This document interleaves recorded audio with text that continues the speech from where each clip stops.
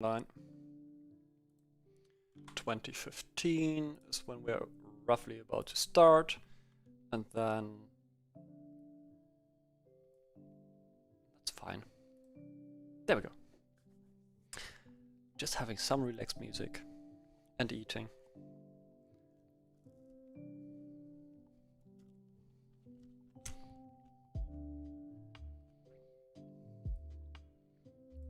Eight minutes remain. 8 minutes remaining. Those fries are actually really good.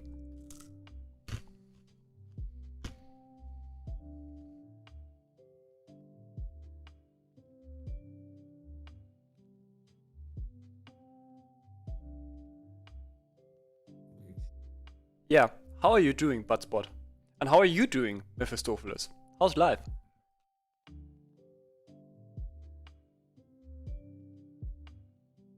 Gott, wir sind bereits in diesem echten Live. Darauf bin ich gar nicht vorbereitet. What's good, Annie? What's good? Hey, Sage. Wait, Hey. Warte mal, trollt er uns oder nee, er ist tatsächlich live. What the fuck? Hilfe. Wenn ich sag, dass ich live bin, bin ich live. Mach sowas nicht mit mir. Oh, I'm gonna do that.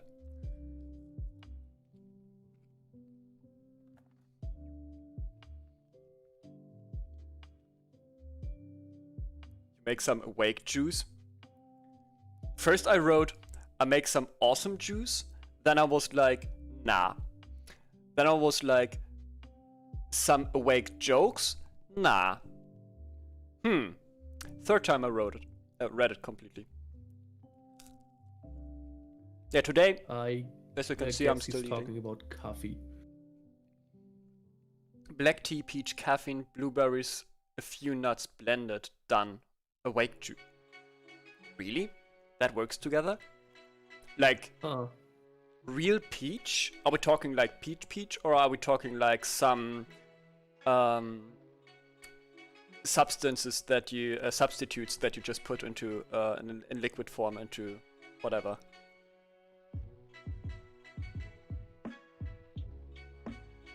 Frozen fruits mostly.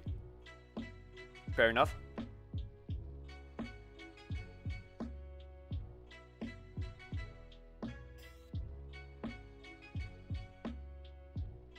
I just thought, here in Germany we had like the Sandman, right? That I don't know whether that was transferred to other countries as well, but that was like at 6 p.m. or something like that. And every child, at least I had to go after that into bed, like when I was really young. So how awesome would that how awesome would that be if you guys come here into this stream and right after you have to go to bed? like your parents are coming into your rooms and be like, but right after the stream you go to bed. Right after the Fangolf show you go to bed. That would be so cool. And golf stream.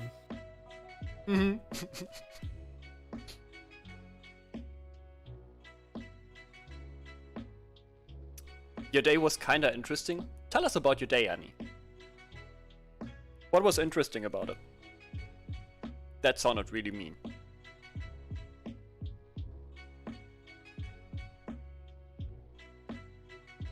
Geil, Sage. Der Bot ist super. Yeah, if any.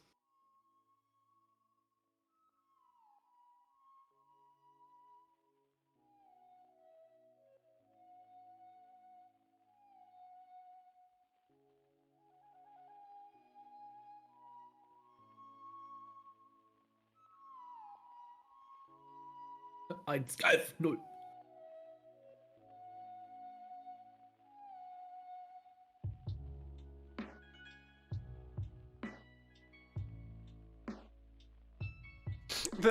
That bot's too good. You're allowed 10 more minutes of Fangolf. Yeah, that is what I'm thinking about. But mom, just one more episode. One more hour of the stream, please. What do you mean you can't?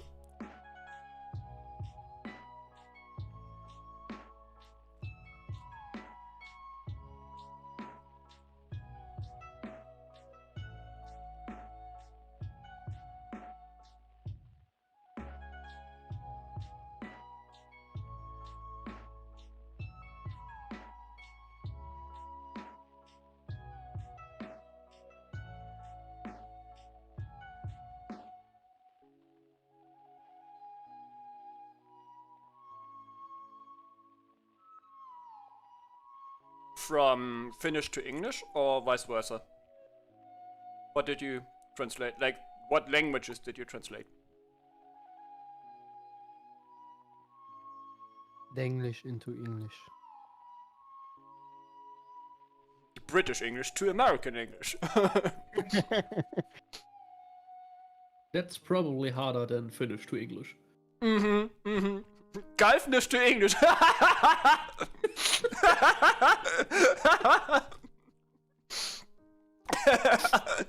Now I've got my own language now. Woohoo! I've made it.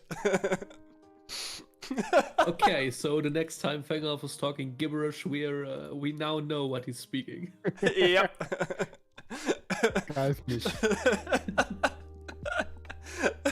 Der greift hier schon wieder rum. Too good. Hey Annie.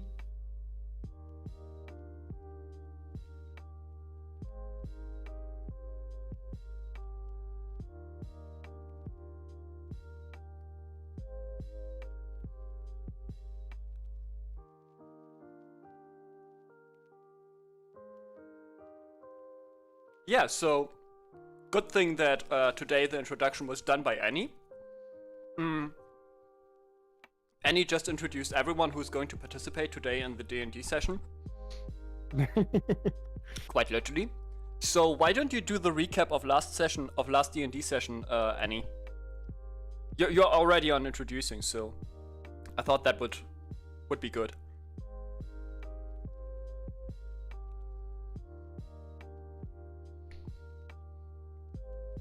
Oh, don't tell me you didn't take notes. Mephistopheles can help you.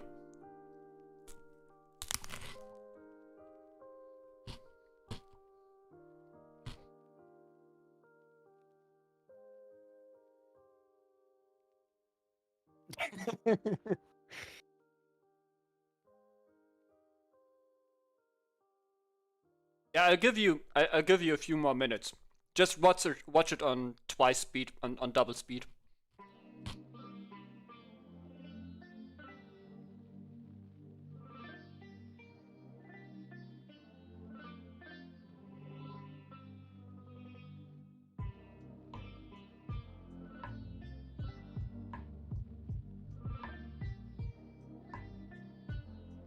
If I would go full affiliate again, right? I could do something like, if you do a recap of last session that is good enough, in the player's opinion, I would give like a subscription or something like that. That would be interesting.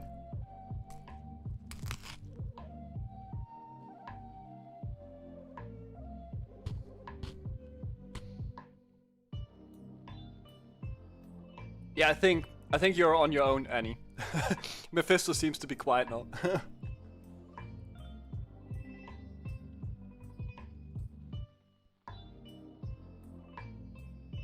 I have to put a reminder to watch it again.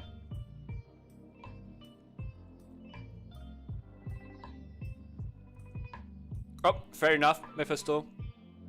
What's good, Loxy? Loxy can do the recap. Loxy needs to learn the story anyways. So, nothing better than doing a recap to learn a story. Ow, ow, ow, ow. Food is hot.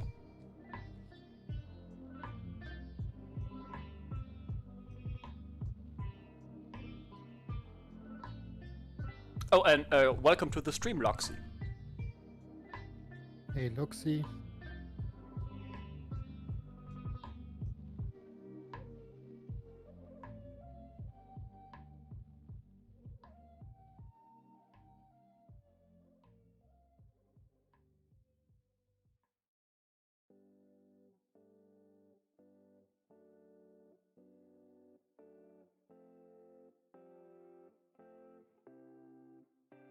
yeah, today will be a really relaxed round because, well, first I'll eat my food, finish my food here, and then we're 2 players anyways out of 3. So we will just start into it. Don't make too much progress today, so Shast, who's not here, or Gansha, who's not here, doesn't miss too much of the progress. Exactly, only 2 people. But we're a group of 3 now anyways, so it's fine.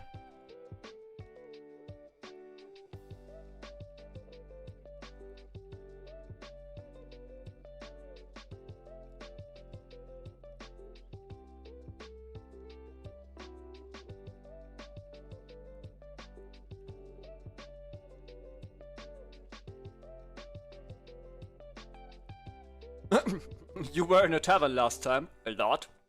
Maybe. What do you guys say? Have you been in a tavern? Yes. I can't quite remember, but I remember a splitting headache, so it's possible.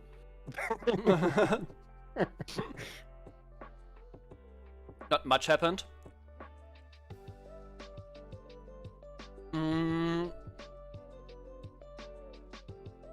I'll take by a book.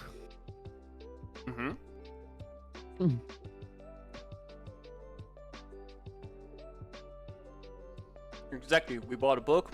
Well, Altix bought a book. Tiberius forgot about something because the DM made him roll things, so he will forget about things. You got a hangover. Let's just say there was a lot of alcohol involved. There were pirates. And pirates. Oh yeah. What's good, Hey, Dala? no. So that's probably the best summary we can give, right?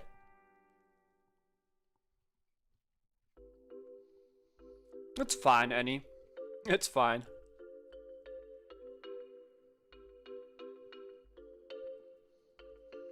Ooh, only 40 minutes. Minutes. That's a lot of stream you have to rewatch then. But I do understand that there are people out there in different time zones. And that they have to get up early. So... Time zones. What's that? Baseless rumors.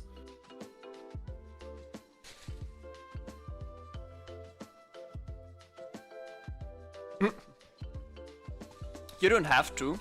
Only if you want to, Loxy. You can rewatch it. I can... I've even built a playlist for the complete sessions. So if you want to, you can just head over there and watch the playlist. There's a playlist. I've made a Did you playlist. see Oh, that? let me... Playlists. Oh, yes, there is a playlist. Exactly. Sending it into chat right now. So if you follow that link, you will be sent to my YouTube's channel playlist of my Dungeons and Dragons sessions that we're having here on the stream. So if you wanna actually watch like the sessions, like the VODs, then you can go ahead.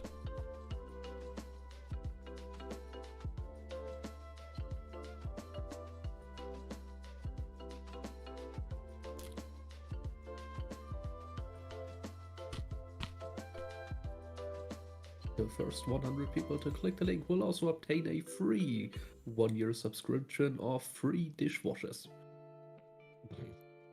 No, they will obtain the possibility to subscribe to my YouTube channel for free.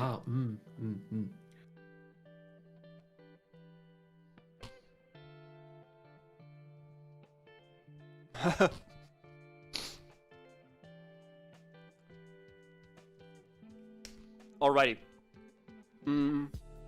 There's a Chef's penguin. I still love it. I still think he looks sad. Yeah, because there's no food in the picture. No Probably. fish. No fish. So now I will be moving these ones.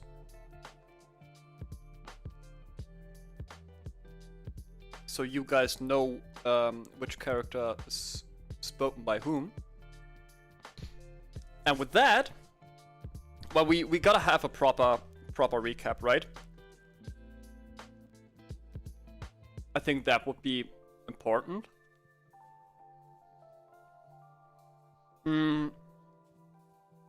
What if Altix would name the adventures that the group has already experienced? What would Altix tell? Why me again? Yeah, I'm not asking for the recap. I'm just asking if Altix would, Ah. if Altix would go ahead and brag about his endeavors to fight the evil of the world. What would he tell the people? Just the headlines.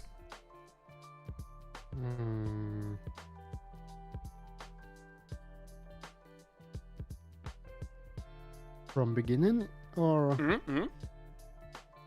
the first one were the dwarf and I, Mm-hmm. then the angry rabbit, rare rabbit, Mm-hmm.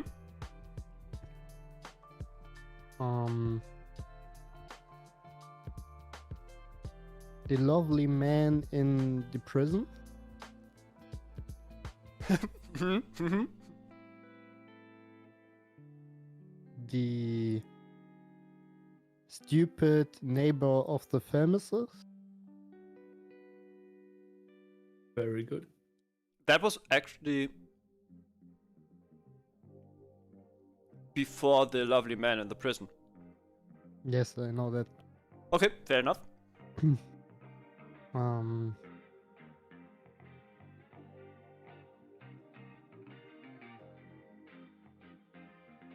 The dwarf and the milk, Mm-hmm.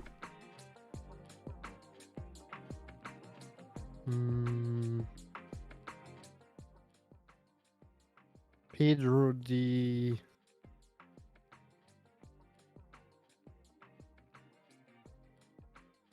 Kontrollfreak,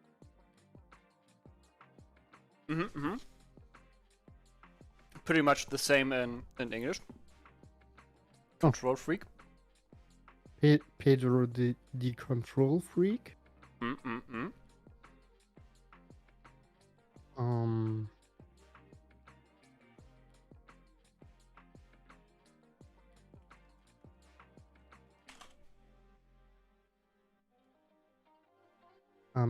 Tiberius and the pirates, Mm-hmm. Yeah.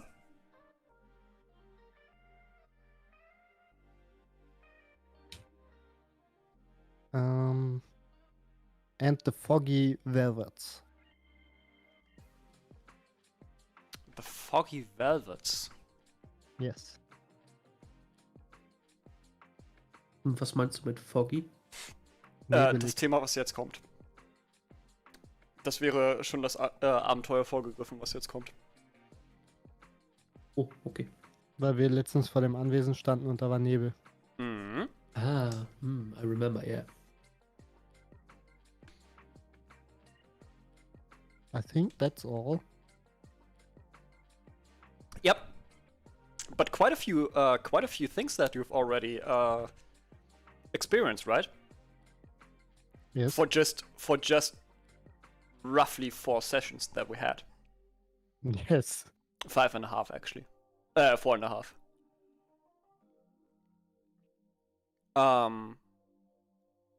And one might say we didn't make any progress, but apparently we've learned a lot of things.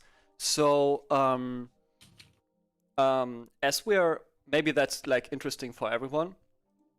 as we're progressing through the world, I do plan to give you guys indications and interesting facts about what's happening. So with all the quests that you're doing right now, with the rabbit and the missing necklace and another quest that you get, I'm pretty much planning to form your group so that your characters are actually bound together and have a reason to travel together. Right? And then we'll try to get some reputation of your group, which you're working on already quite good. So with the idea, maybe that's interesting as well. The idea of the Rabbit's Quest was pretty much to introduce you to the idea that there's a hierarchy, a hierarchy in population here. So the rabbits everywhere. You've been talking a lot to those people who are the actual like workers, right? You've been talking to the pharmacists, to the cop, to the farmer, to the tavern owner, barkeeper slash. So you've been talking to lots of these ones, and with the missing necklace, you might already got the idea that you are now talking to the nobleman. So that's the idea behind that, and then there'll be another quest where you'll be talking to a different layer of the hierarchy. But to get to that point, we'll first have to finish our currently ongoing quest, right? And with no progress. Right. And then in order to do that, we will have like a recap, which I would like to have today from Tiberius.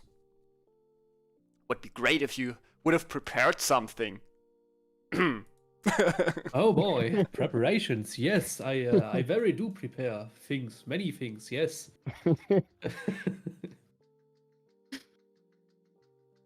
You get you get a pen of prepare many things. Alrighty. Okay, what have you prepared in terms of recap? So yeah, last session we started once again at the Valvet family estate. Tiberius was still inside, and he was looking around for the necklace.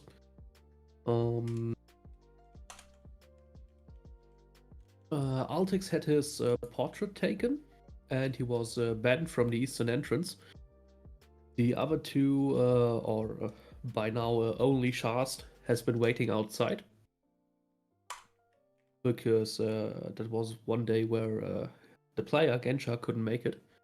So Shast has been sitting around, basically. It's been actually the other two. Waiting out there. That was completely fine. So Shakira still exists, yes? Absolutely. Okay. So yeah, the other two had been waiting outside. While inside, Tiberius heard a strange voice in his head telling him to come, to basically go back and come back somewhere around 1 a.m. in the middle of the night, and that he would be granted entry and that he would get answers for his questions. Weirdly enough, it was it was obviously the guard that told him that, but when he tried to confirm it with the guard had his usual voice again and didn't know what Tiberius was talking about. So Tiberius quickly excused himself and left the estate, telling Altix and Shast what was going on, and we all decided that we would wait for nightfall and headed to the tavern.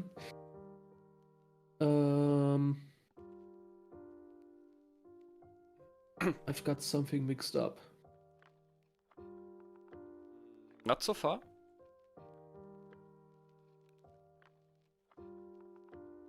Well, you headed to the tavern later than the others, and Shast was looking for Altix, couldn't find him, and then found a notice on the door of Altix flat, and in a shared building. I think the term is multiplex building, something like that. Mm. And then because like Altix was cleaning his clothes and all that kind of stuff, and then you got to like Shast got to the tavern, and Shakira got to the tavern as well, and you as well. And then in there, we had like that little scene where Altix. Oh no, Altix hasn't been at the tavern before. Yes, that's exactly the point that I'm missing. Because we've been to Castellon Pedros somewhere before. No, where that Altix was got after. his book. That was after. That was after the that. next day. Yeah, that was in the morning of the next day. Where you've gotten there. Oh right, you've gathered up in the tavern.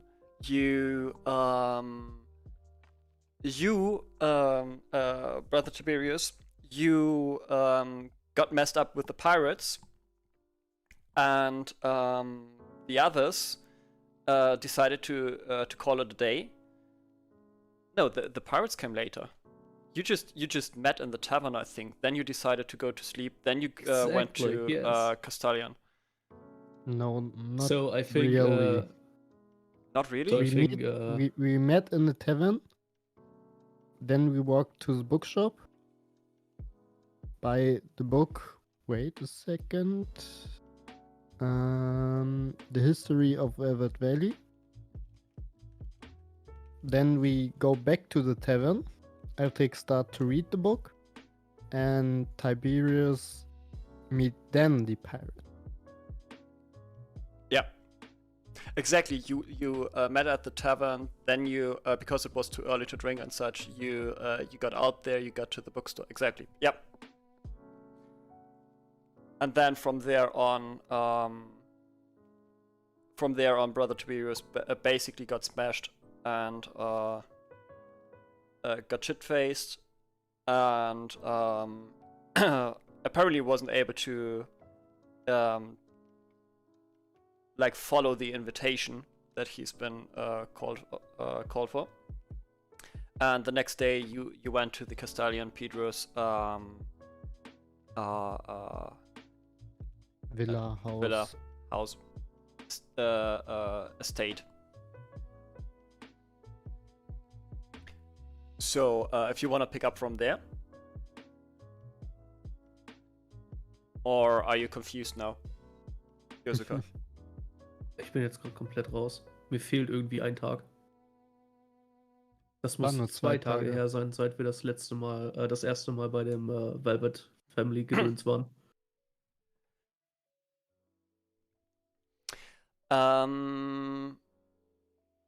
Nein. Wir Richtig. waren da, dann wollten wir rein, sind nicht reingekommen, dann bist du reingekommen. Dann habe ich die Kleider gewaschen, dann haben wir uns in der Taverne getroffen, dann habe ich das Buch gekauft und gelesen. Du hast dich mit dem Piraten besoffen. Aufgrund dessen konnten wir nicht nachts um 1 Uhr dahin. Am nächsten Morgen sind wir dann zu Pedro. Dann gab es einen Einlauf. War Kann man das so nicht nur sagen. das aus dem Buchladen, was du dabei hattest in der Taverne? Wo du 4 Stunden gelesen hast? Yes. Mhm. Only that book. Okay, dann sind wir doch noch on track. Mhm. So do you want to finish? Or should I? Because from there it's really not that much anymore. Yeah, pretty much. So Tiberius got smacked by the pirates, or with the pirates. We missed the Invitation? invitation from the weird voice. Then we called it a day. Went to sleep. The next morning, we went to Pedro again because he was wondering what we've been doing the last day, since we have the tracking magic on us and all that such. He was not amused, but he was kind enough to give Altix more or less a subscription to his local library instead of his usual payment. And we quite. then went back. But that's more for Altix to remember anyways. So Yes. just I can proceed. learn Just how proceed. to read books at 8 hours with page 900 or something. Yeah, basically a subscription to the local library. Okay. Don't turn the words again. Okay, yeah. So yeah, Castellon Pedro was not amused by what we've done so far, so he sent us back to the Valvet family, where we tried to get in once again. We actually did get in once again through the north entrance, and Tiberius heard this weird voice again. That voice was actually also not amused because we missed the invitation, and but it gave us one more chance, and we're supposed to head to the Velvet family again this night at 1 a.m. And that's basically where we left off. Can't quite remember if we went to the Tavern to wait a time or if we went to Castellon Pedro.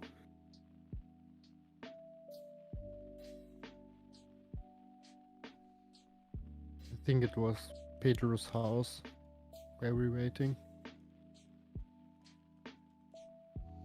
Yep. And then we walk over to the Velvet's.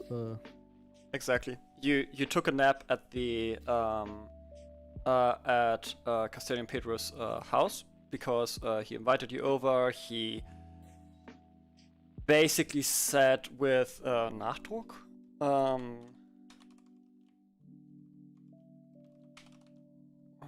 Give me a sec. Missing the word here. He emphasized that he would welcome you and that you could sleep over and such, and made really clear that he wants you to be seen in that he wants you to be seen in good clothes and such, and that he's really not happy with how you're running around. And then you basically got cleaned again. He wasn't too happy with Altix as well because he cleaned his clothes on his own, and that wasn't very professional and such, yada yada yada. But then you slept there, and you took a nap there, and the servants actually woke you up to get over to the Velvet's family's place right in time. So this is basically where we've left off last time, and I would urge you both to have your tab not muted and have the sound on, maybe not too loud, because I will try to bring some atmosphere here. Do it. Do it. Do it. I understood. Wait.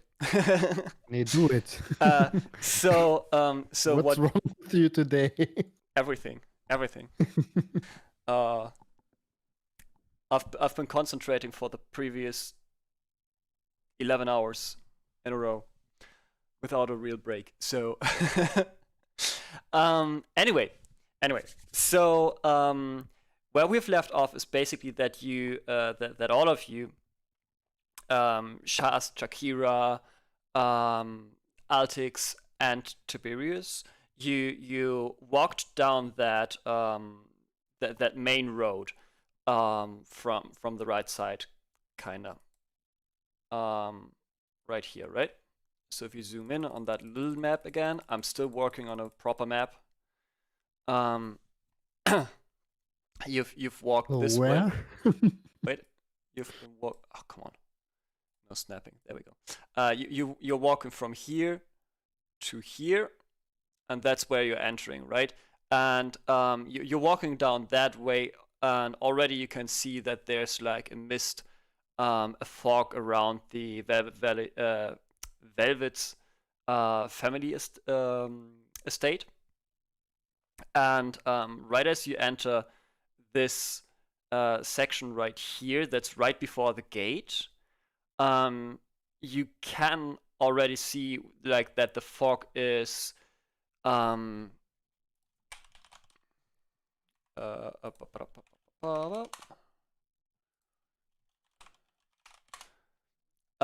swirling over the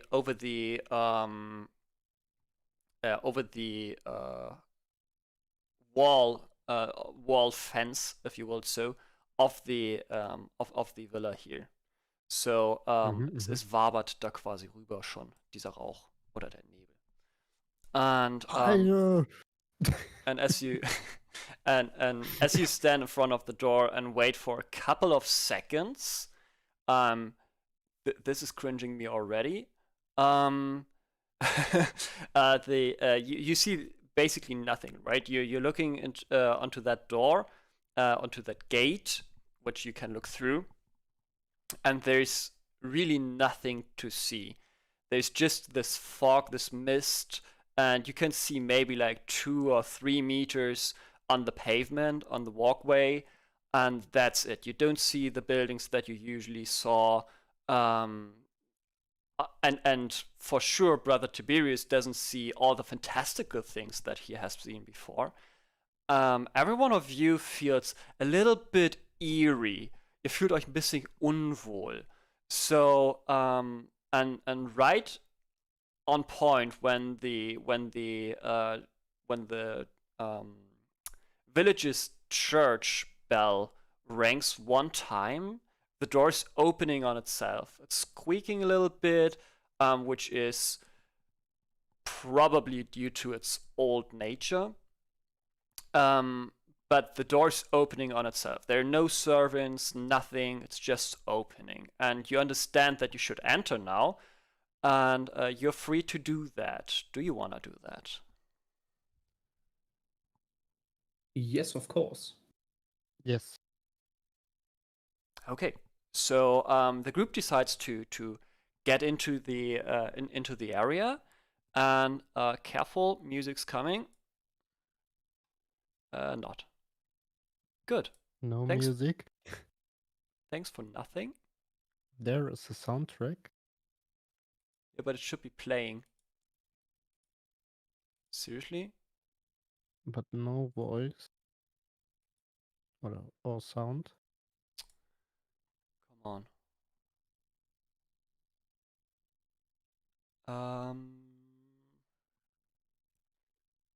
That would be this one. Let me add that once more. Still not working. Thank you, Roll20, for sponsoring today's episode of Technical Issues. Right? The funny part is, I do believe that I can see it.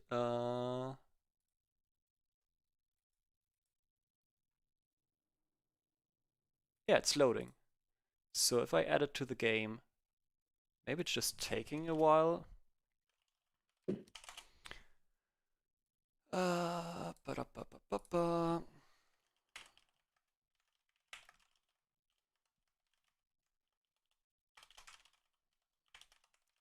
Technical issues, woo! It's not like I've prepared something here. There we go.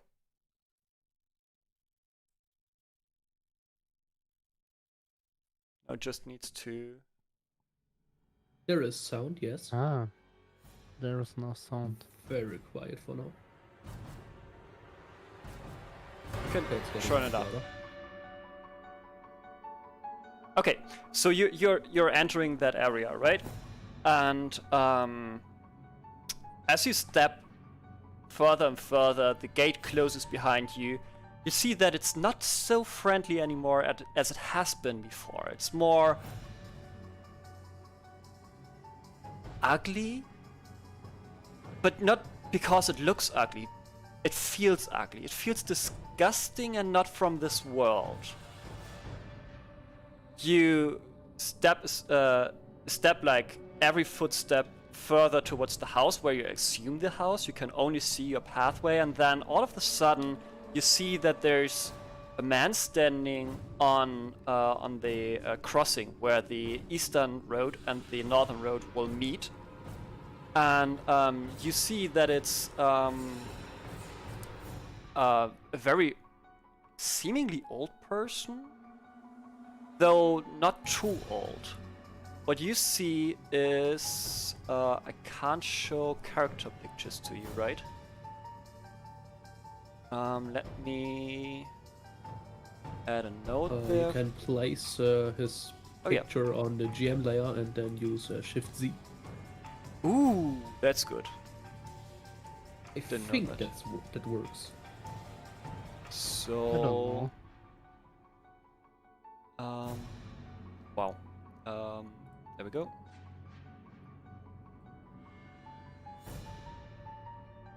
Say it's Control Z, right?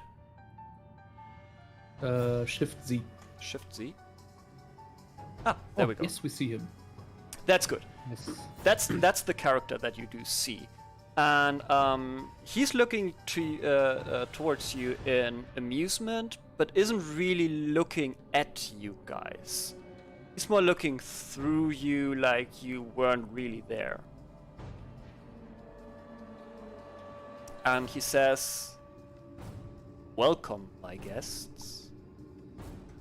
Nice to have you." Does Tiberius recognize this voice? Yes, he does. Altix too? No, Altix not.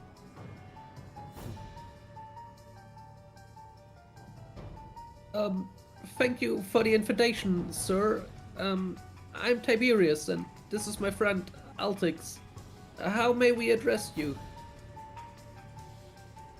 First off, it's a very nice gesture of you to introduce yourself.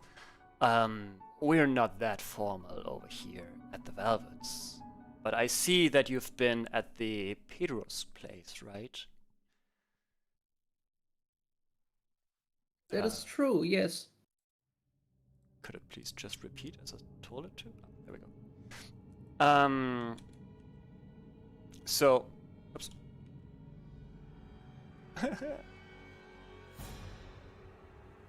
Work! Right, technical difficulties. Yep. So, he nods and says, "I don't want to be rude. My name is Valarion Valvet. I am the forefather of this beloved village here. And your business with the Pedros is certainly none of mine, but I do hold some interest. So what it is that brings you to my place in the name of Pedro?"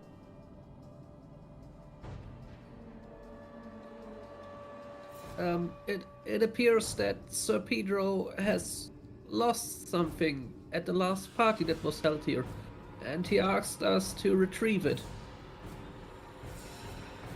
A party, you say?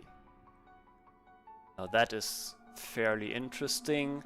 I do have a vague idea of what he might be looking for then. But you would have to get it. And he's grinning at you two, at actually all of you. in a mocking way.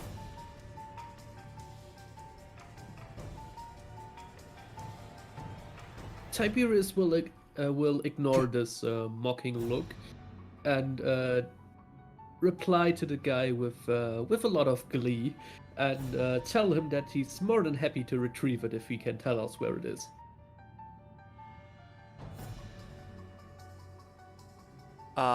As he sees that he can't provoke you, he's looking at Altix and points at him, towards him, and says, "And why are you so quiet then?" Can I hear him now? Huh? Can I hear him now? Oh, you asked whether you hear him? Yes. Ooh, I understood whether you know the voice. Yes, you hear him.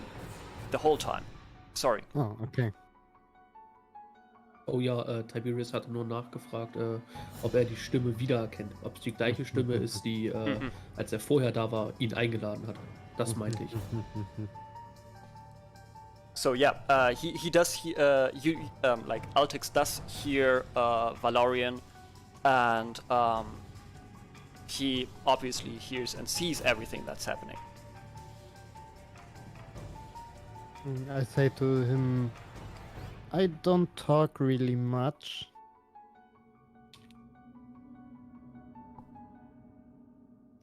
Oh, I have seen and heard way different things about that. Are you a liar?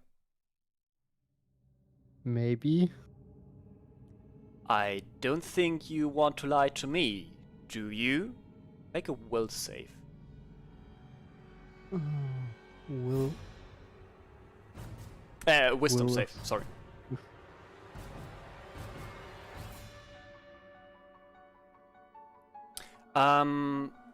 Unwillingly, you're making a step forward. Another step forward. And you're getting uncomfortably...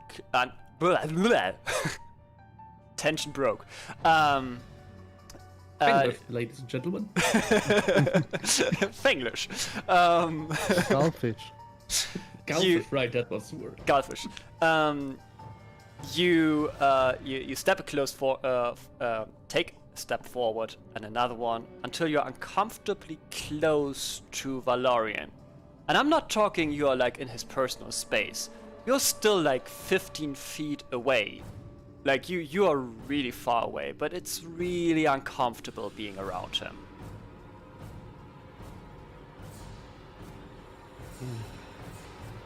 And he asks you again, so why is it that you are that quiet, young friend?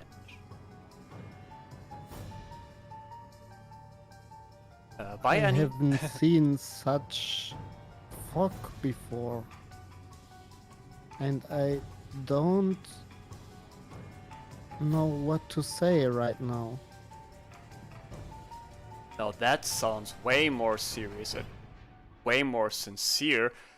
And he's showing around and looking at the fog. He doesn't really, again, he is not really taking you as a threat or anything. He's not really taking really notice of you. Like of you guys. And he's showing around and he says, this fog is just for the narrative. And he grins Inside again. check. What? Sure. I do not trust this guy one bit. Make your insight. An 18. He's not lying. He's telling you the truth. Weird. Maybe he is a good guy. Okay, proceed. And he looks at you, Tiberius, and says, "You truly are something special, aren't you?"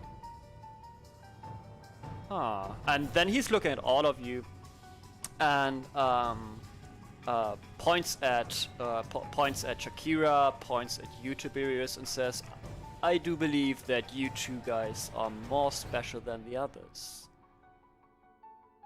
But why don't we do a little sparring, maybe? It's been a long time for me that I fought."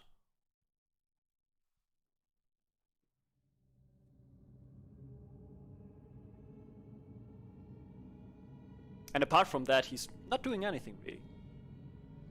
He's just asking that.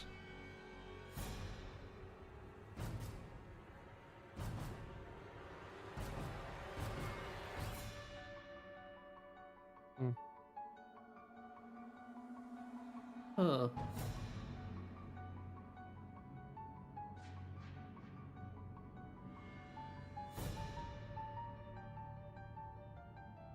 Tiberius looks at him a bit tense and glances over at Altix to see what he thinks about this.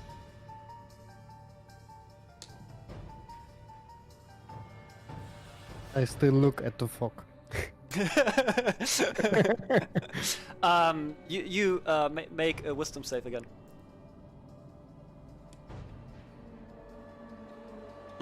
Getting better. I was about to say, you're getting there. You take another couple of steps towards Valarion, just unwillingly. You really don't want to, and you do feel more and more pressure.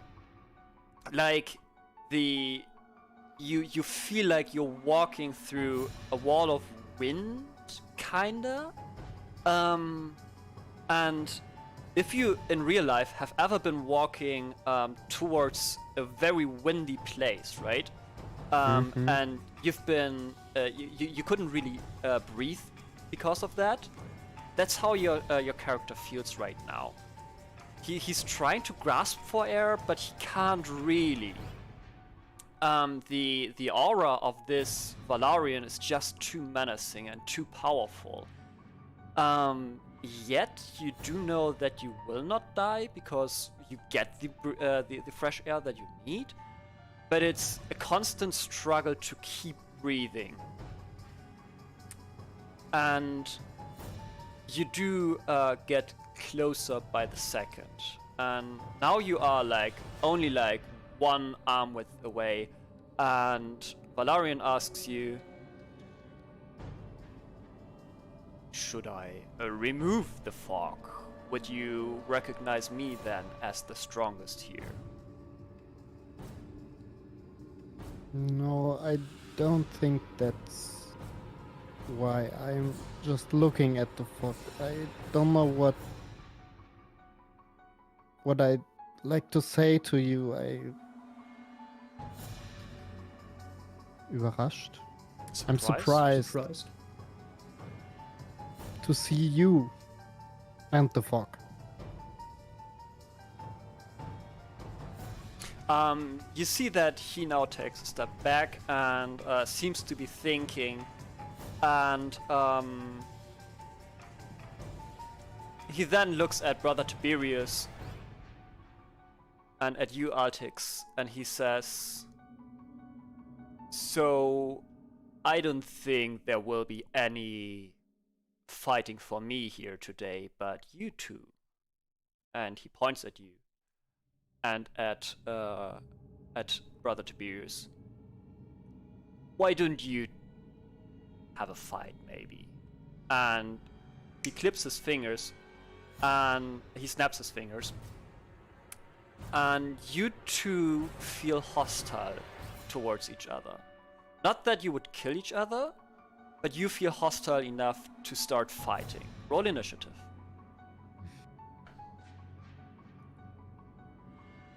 Okay, now it's getting interesting. And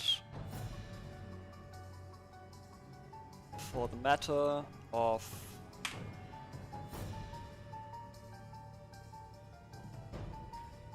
just having a map, I will take this map over here, chart order.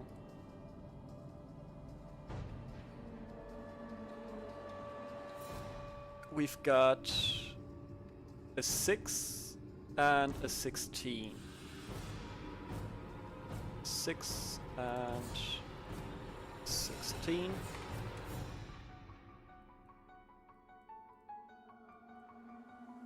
And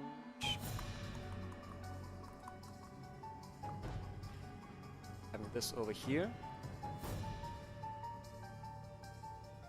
And I just need a map right now. Wait kinda a know minute, that. I've been here before. Yeah, you feel the urge to fight each other, not to death, just do the sparring that he mentioned before, but in a more like in a more serious way. You truly want to hurt each other's. And both of you can make a wisdom save against. Wow. Okay. That's the very unfortunate thing. I was about to say like against 15. But yeah, we will take against 15. It's fine. It's fine. It's good, actually. Let's see if it's really good. Yes, it is. Really good. Okay, cool. So make your first turn. Okay. Then I use my firebolt. And I'm down. I mean, that was quick.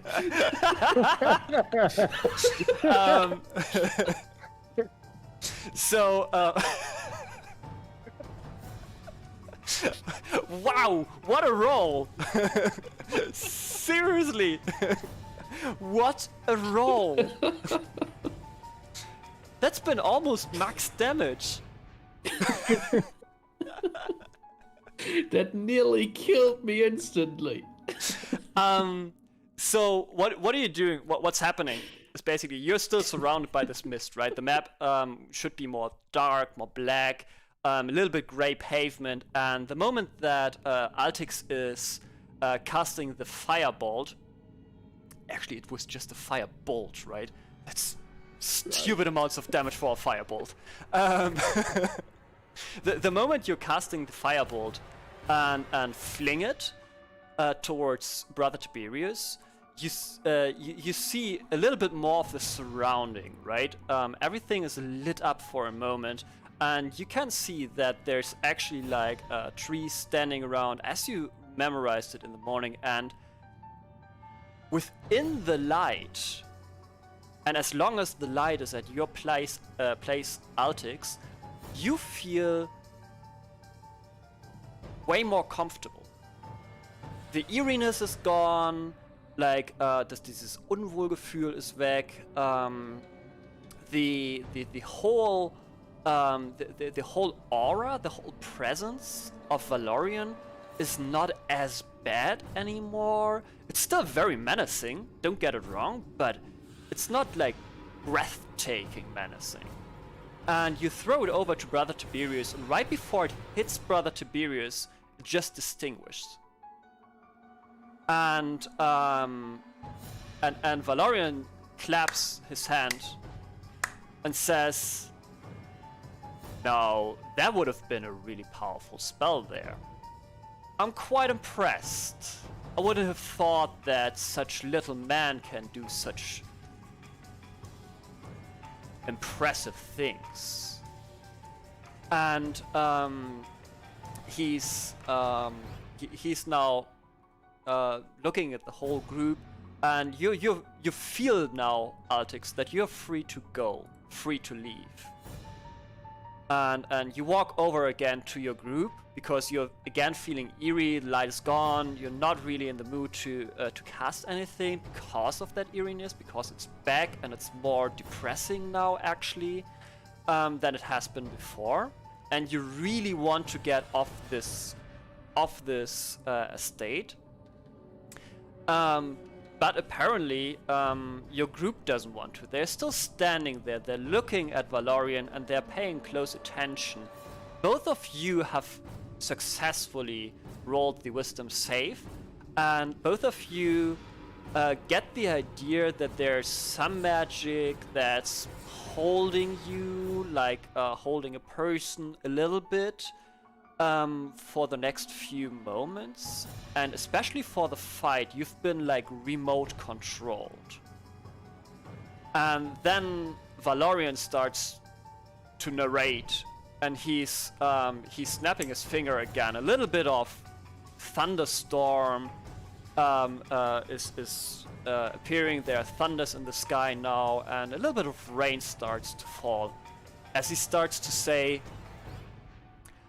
I, as the beholder of centuries, as the founder of this city and forefathers of my children's children, have come back to once more lead this city to bloom in every aspect.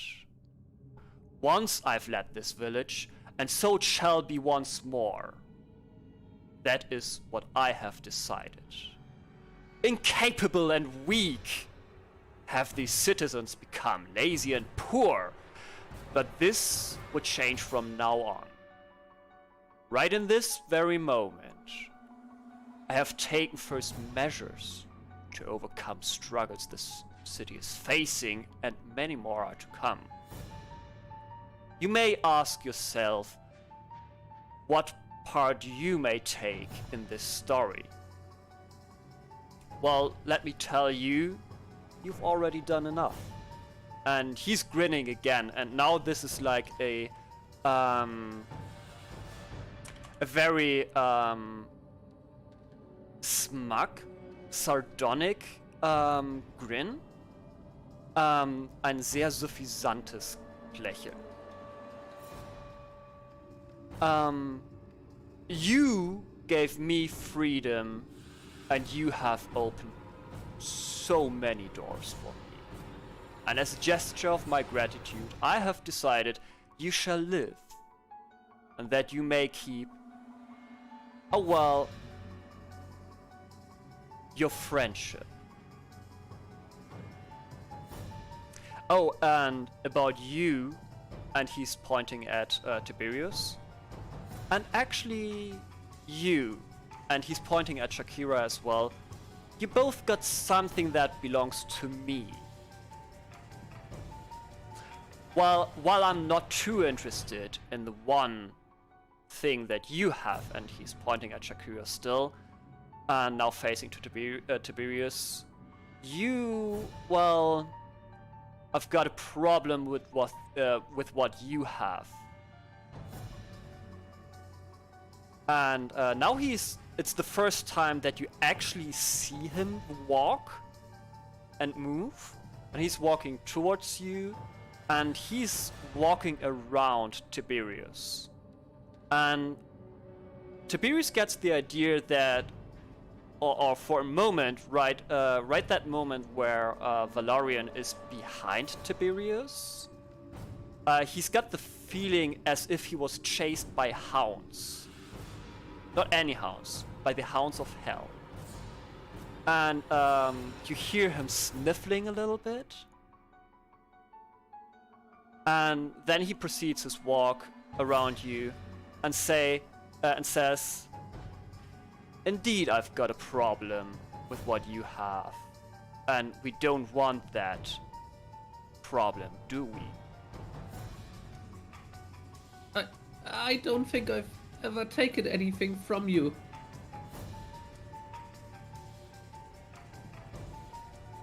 You may have, willingly or unwillingly, it doesn't matter.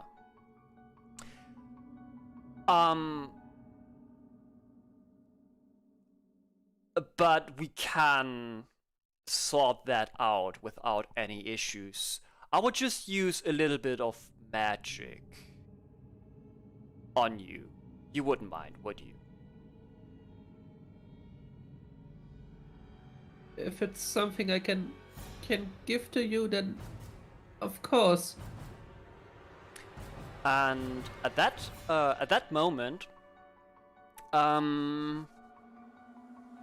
both of you can make a Arcana check, because he's starting to perform a ritual.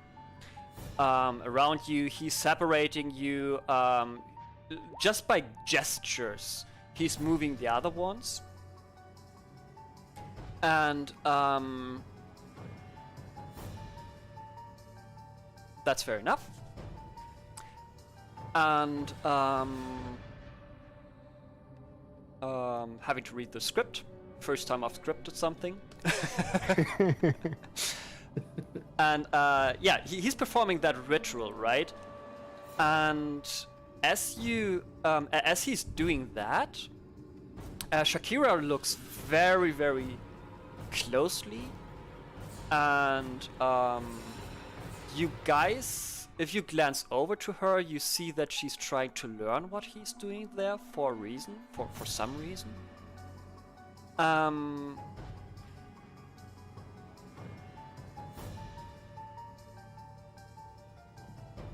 And in that moment, in that moment that you start to look for arcana hints that are what's happening, you do see, especially you Altics do see, something coming out of Brother Tiberius, and it looks kind of like a ghost, and it has the form and the shape of a wolf, a very small wolf given the size of Brother Tiberius, but as it leaves the body, it gets larger and larger and larger, and all of a sudden it flinks over in just one big jump to Shakira. And both of you have seen that wolf. And then there's a little bit of magic, pure in its essence, shaped in the form of an apple. And the Valarion is actually grabbing it like it would be a real thing. Like a real item. He's grabbing it, and then he's walking away again, and he's starting to eat it delightfully. And then he grinningly says, "Well, thanks for that," he says right before biting into the apple once more. And he waves you away and says, "Now go on and fulfill your duties, as you have been sent to find the necklace." Which, by the way, never has been on this property.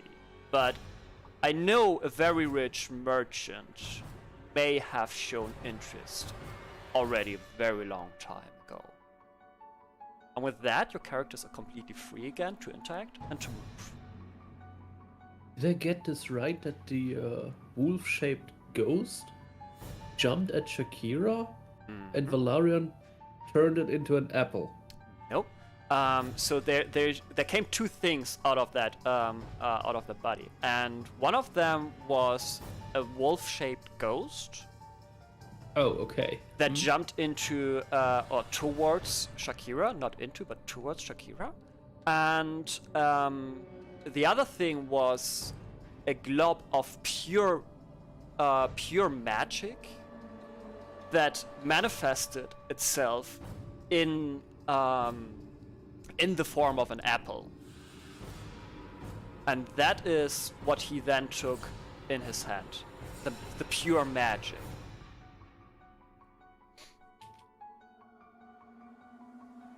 Okay.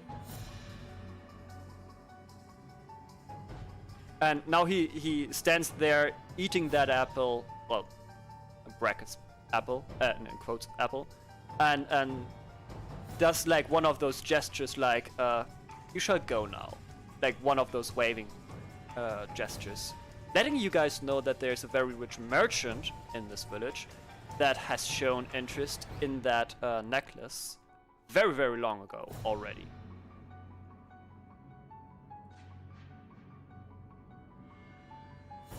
I think then we leave that place.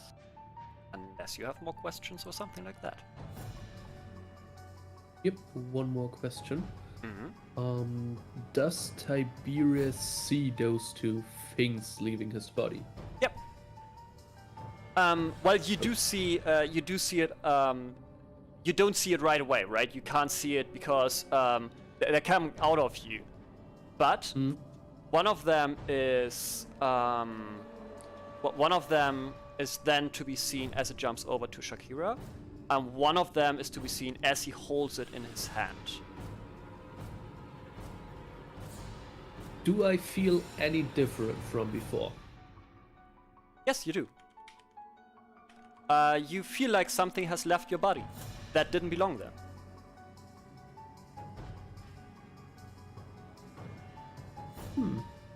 You feel less crave of carrots.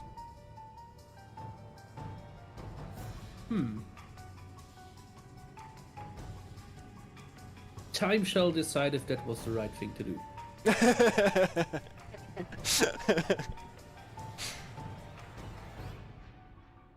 So, I take it you leave now? Yeah, I guess so. Let's make a run for it. I mean, he told us to take a look around if we want to, but I'd much rather not. No. He told you to leave. I said you are now free to leave the property or do whatever you like. Okay. That way around. Very important. Yeah, I go now. misinterpreted the whatever you want to do. Mm-mm. So yeah, we leave. Okay, so as you start leaving, right, you're turning your backs towards Valarion, and you're still feeling very eerie. Especially you, Tiberius, feel really uncomfortable, right? You felt like the presence of the hellhounds themselves when he was standing right behind you. At least that's what your head told you how to interpret that feeling.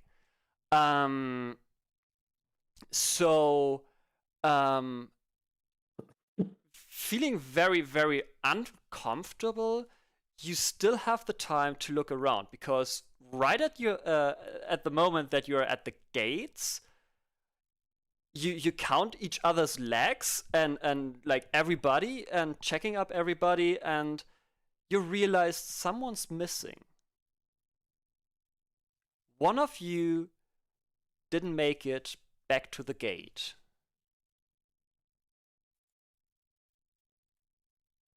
Ooh. And that one is Shakira.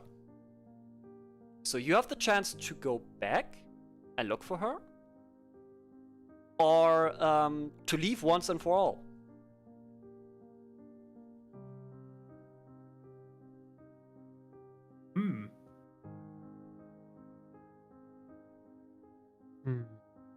So as a player, I know it doesn't really make sense to go look for her. Well, but she's a very, very long time friend, right? Yes, that's what I was about to say. So as a player, it doesn't make sense because I know what's up. But for the character Tiberius, we definitely have to go and see where she is. True. So we turn around and take a look where she is. Mm-hmm. So you turn around and well, you turned already around, right? And the fog is now clearing up, as if there was like never fog, especially on the pavement is completely clear to see, and you do see how Shakira is standing there and talking to Valarion. You do see how she's seemingly giving something or actually handing something over that she seemed to carry around, which you guys weren't aware of. At least you can't think of anything of value for such a powerful creature, such a powerful man, that Shakira might have. But yet, you know that she's been alone for a couple of days now, or like a couple of days, as in a couple of hours, not days.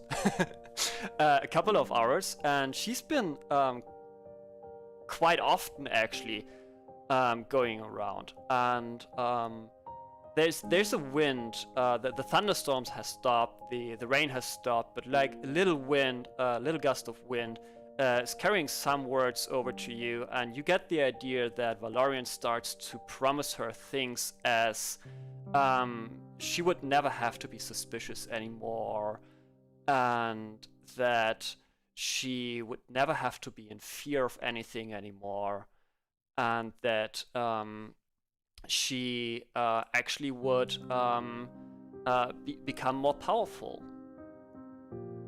And as you take a few steps closer to them, it feels less eerie now that the fog is gone and clears up more and more. So you get more and more brave, and you do see that they are already talking as if they were friends for like very long.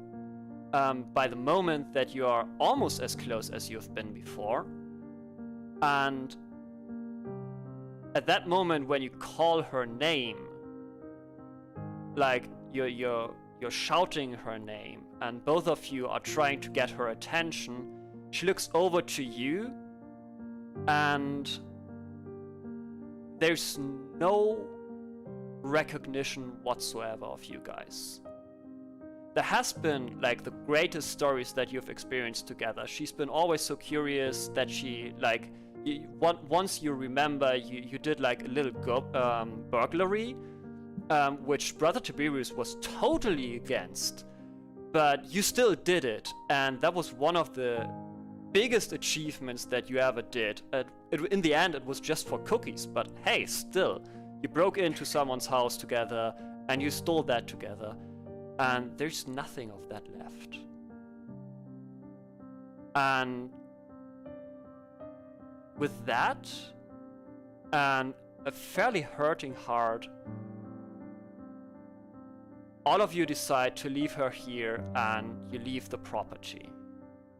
And you're now back on the streets in the night of this very impactful and very memorizable night. Anything you want to do right now?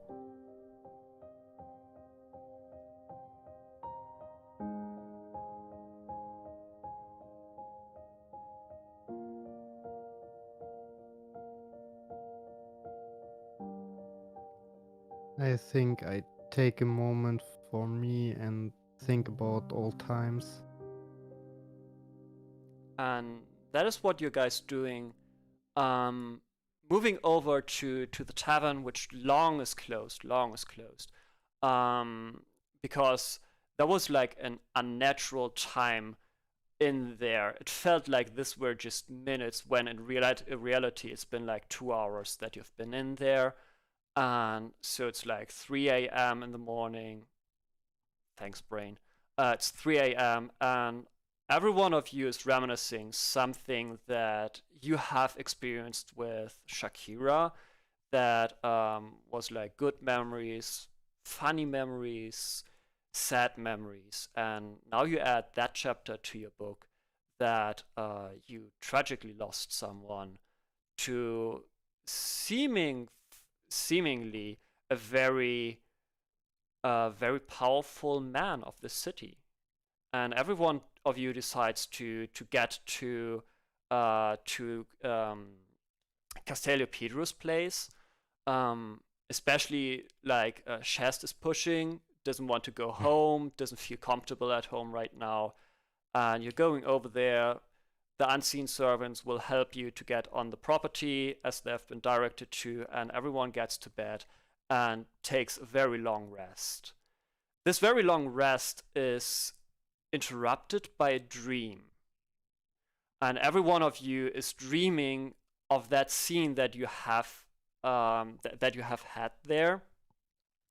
And you kind of hear you kind of hear that and understand that there's a pact that has been taken now by Valarion or between Valarion and by Shakira. And I would like Brother Tiberius to make a religion check. Sure thing. 11. That's not good enough. But you Yeah, do I get the thought idea. so. You do get the idea that Valarion is not human. By all that you've felt and all that you've heard. Yeah, I figured as much. There's one more thing currently going around in my head. Do we know how long the foundation of this village was ago? Centuries.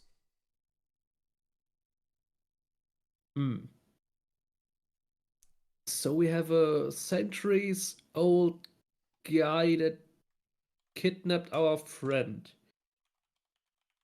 and said he's the forefather of this village. Well, And that he wants to make the village great again. And we still have that. when you say it like little that, I didn't think crypt. about that reference. No, that's not what I meant. Yeah. We still have that one little crypt that's been cracked open, right? And that was surprisingly empty. You're having And these that thoughts in the next Tiberius morning. knew was evil. You're having these thoughts in the next morning, right? Right now in the dream, you're hearing that, and you do get the idea that that person's not human, although he comes in a perfectly conditioned human body. And with that, both of you, well, all of you, but only you two are here right now, awake. And I would like both of you to make a Constitution saving throw in order to get whether you remember that dream or not. That's a no. That's a no. Come on. I actually set it to 10, so I was like, oh, come on, I will give it to them. 8, 9, seriously? Let's see if Shast doesn't remember the dream. 7. Oh, wait, that's the wrong character. That's the wrong character! For no one to see. Constitution saving throw. Well, yeah. Shast does remember. And as you get together again in the morning, you do talk to each other as you usually would. Die Stimmung, the whole atmosphere is a little bit down. Not as high as it usually would be, not as energetic as it usually would be, but Shast starts to remember and starts to talk about that dream that first Brother Tiberius starts to remember, and then Altix Flugbrand starts to remember. And so both of you, by the help of Shast, will remember what you've dreamed about. And you're free to interact with each other and start to actually roleplay again.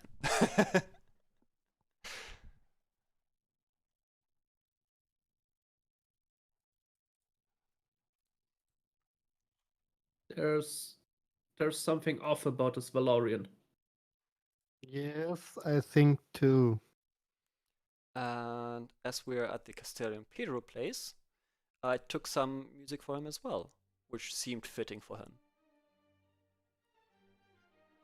The right amount of pompousness. Of poshness.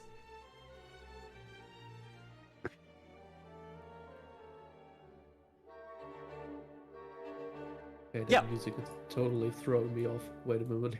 I need to I need to turn it down a bit. Yeah, actually in the stream it's just very, very light in the background. I can turn it down a little bit on my end. No, don't worry. Now I did it. All good.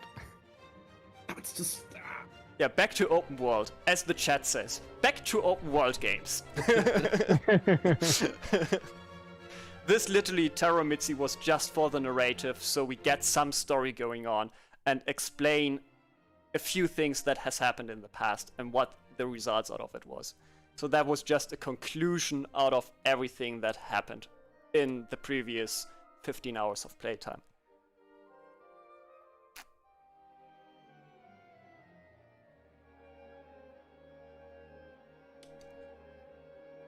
Yeah, while you're having breakfast, Castellon Pedros is actually coming in and asking, "Oh well, my little friends, what have you been up to in the night? Tell me. I want to be enlightened." Have you heard of Valarion Valvet?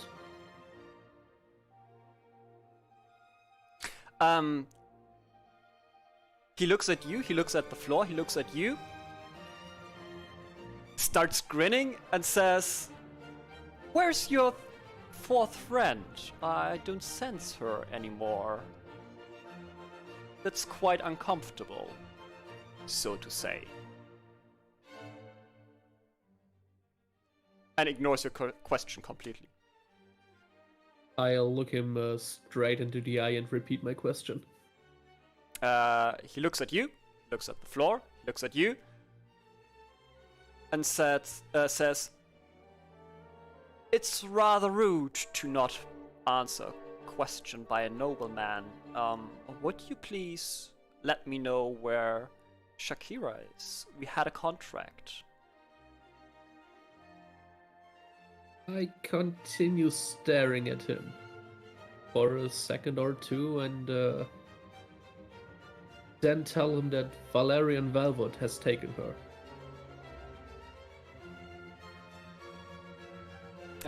That, by the way, right here.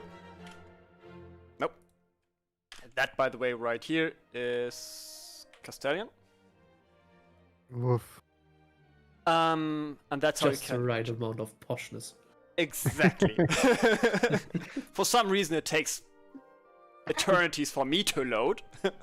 Yeah, probably because it's a high-res picture. Yeah, funnily enough, I have uploaded the pictures.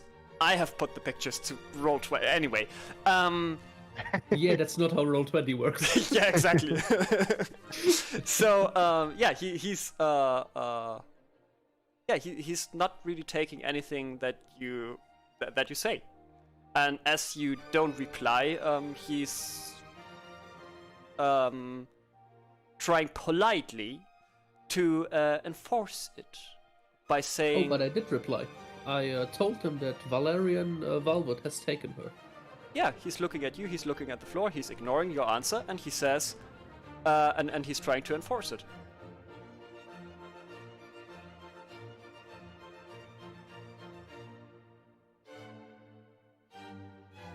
To get his replies. So he tries to get a servant, or not he tries to get a servant, he gets a servant in. That's what he does. And he is showing you that the servant has like your salary that you would rightfully have. But he says, "Oh, I don't think you quite done your job yet. So I might take your salary for this day."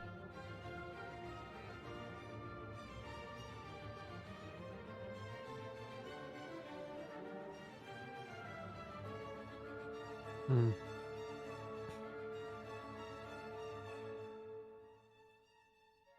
Can we have that once more, please? Just want to bring up the picture. Come on! It's not even loading! Ah, come on, I will just reload. Yeah, and music's gone. Crap. That's not good. It's still running for us. That's good. Funnily enough, it just restarted for me now. Interesting. Anyway, yeah. So, he is again ignoring you, trying to enforce the information that he wants to have, and then looks over to Altix, tries to get his information over there, and yeah, you guys gonna tell him something, unless you don't want to have your your reward. I tell him what's happening last time. That there was fog on the property, and we go in there, and there was standing someone looking like the Velvet Man. And How Yeah. exactly? That's a brilliant name. That's a It is, brilliant yes. name. the Velvet Forefather. That's how what I say. exactly do you... Okay, the Valve Fall. That's fine. Okay, cool, yeah. He takes the words. He nods. And he looks at Brother Tiberius and says, "Why haven't you said so in the first place?"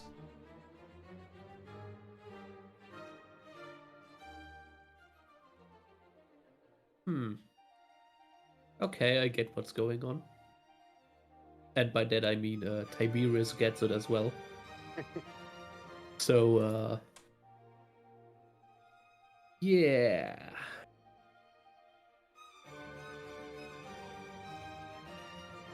Come on. I'm staring at him and I'll tell him that we've been told that there has never been a party and that his necklace has never been at the Velvet Estate to begin with. And ask him for another clue where we should look for it. He looks at you and says, at you, Altix, sorry, and says, "How old are we taking Forefather here?" The first one. Oh, that's quite uncomfortable. That's really quite uncomfortable. But how would he know whether there has been a party or not? I don't know, he said that to us. But how should he know? Tell me. Give me a plausible reason, please. And for the first time, you see him struggle. Like, he seems very uncomfortable.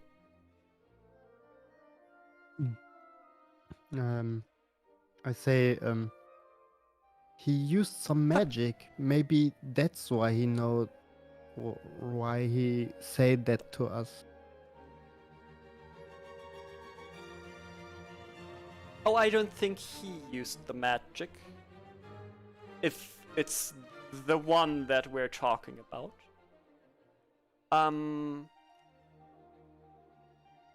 Anyway, you shall, another clue, what may that be? Talk to, Salazar. He may know. Excuse me, Solebum is his name. Solebum. Solebum. You've got that right, have you? You're smart enough. You're a wizard. You should be able to understand. Yes. But where we can find Solebum? Oh, you know him. I know that you have been at his place. Oh. Did I? Yep. You guys have been at the third noble's place as well. That's true. yes. That Uh, dude. Does the name Salazar Solebum ring a bell? Probably not Salazar, Is because that- that's the first time I mention his name right now. But Yes, that's why Solebum I'm does. asking. Sure, we know that's the Solebum family, but is Salazar like the current leader of the family or something? Is he someone that we would know, at least by name, if Yes, not personally? yes, absolutely. You know that he's been in the bounds with Valarion. So he's more or less the Solebum forefather. Kinda.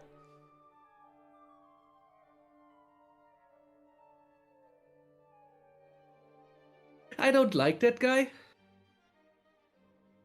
You've never met Solebum? I'm talking about you. You're weird. Excuse... Excuse me? I've been the friendliest that I could have been to you peasants, and if you will, I would like to have time for myself now. And for a moment, his face is completely red. And then, as he says he would like to have some time for himself now, his face color becomes back to like that that normal face color that you've seen. And you guys now have a really good idea why this quest has been hanging so long there.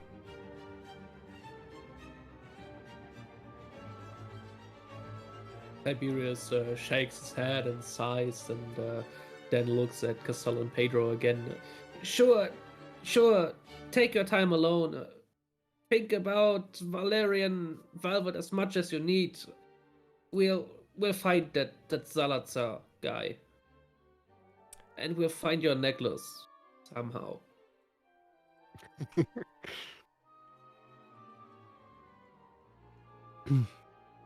So, are we going to find Solebum? You're hearing some whispering, and you take 5 damage. Tiberius.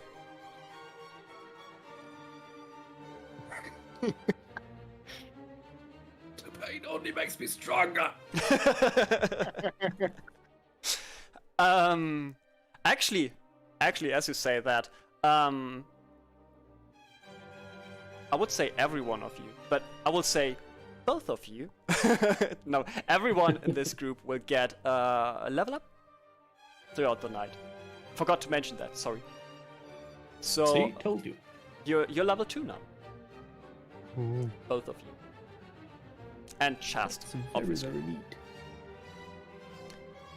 And if you want to, we can have the level up today. If you don't want to, we can proceed with the story and then do the level up offline.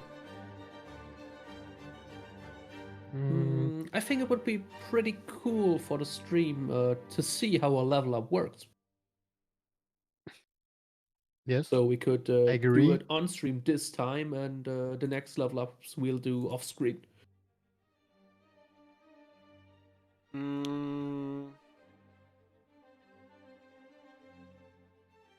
Sure, why not? I mean, it's just 2 players today, and we wanted to keep progress to a minimum. So, That's basically what you always want to, right? Keep progress to a minimum. You already got like a lot of information here. A lot of information. Yes, definitely. Very, very vital and important information, actually. A Fango thinking face engaged. Only the oof was missing. Oof. Oh boy.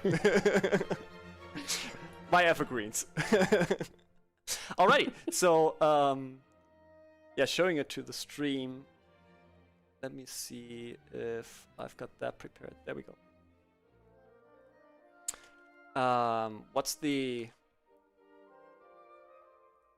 Does anyone have the link of the player's handbook right now? Yes. That's good.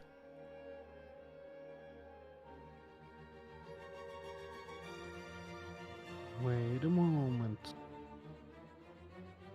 There.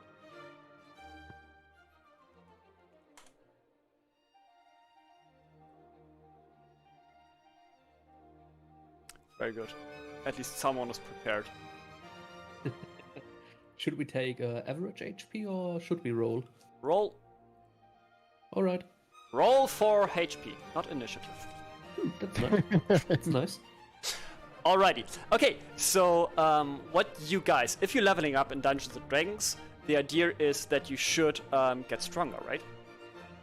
Duh. obviously. And in order to get stronger, you will have to have your player's handbook at hand.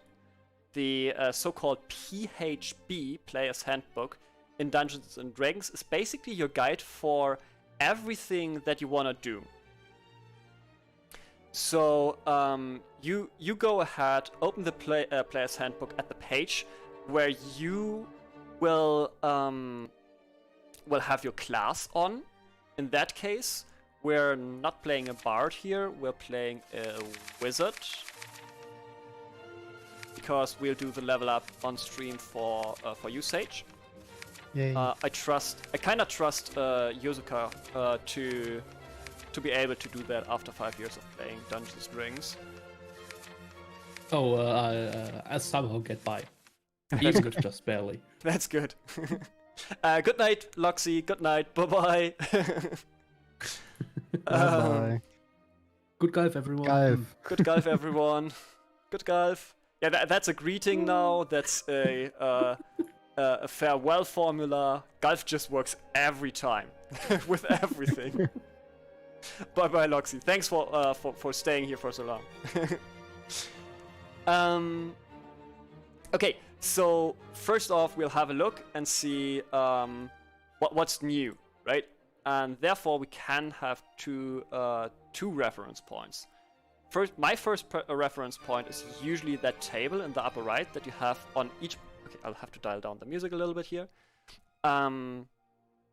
My reference point is always this table in the upper right of each character's first 2 pages, of each class's first 2 pages in the player's handbook.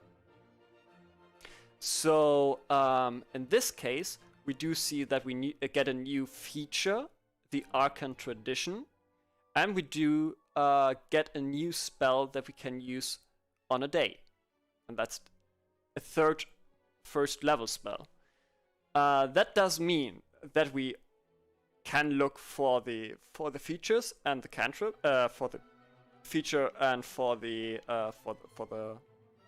spell in our character sheet. But first, we'll have to roll for HP, which does mean that you take one of your hit dice and roll it and add your Constitution modifier. Now, the Constitution modifier is to be found in your character's sheet, right here, which is, in this case, it's 1. This varies from these stats down here, which we have covered in the very first episode. Marco? Vollbild funktioniert nicht für den Character Sheet. Nicht in deinem Stream-Setup. Schwierig. Danke. So we've got a 1 right here, and we've got a 2 right here. So these numbers down here will indicate the number up here, the modifier number. And in this case, we have a Constitution modifier of 1. So what you will do, Sage, is now type into the chat, into the Roll20 chat, /R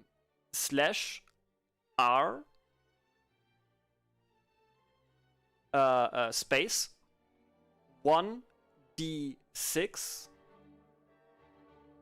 space plus space 1, and that would automatically calculate the HP for your next level, and that will be 5. So you have 5 more hit points, which you can then like sum up to your current hit points.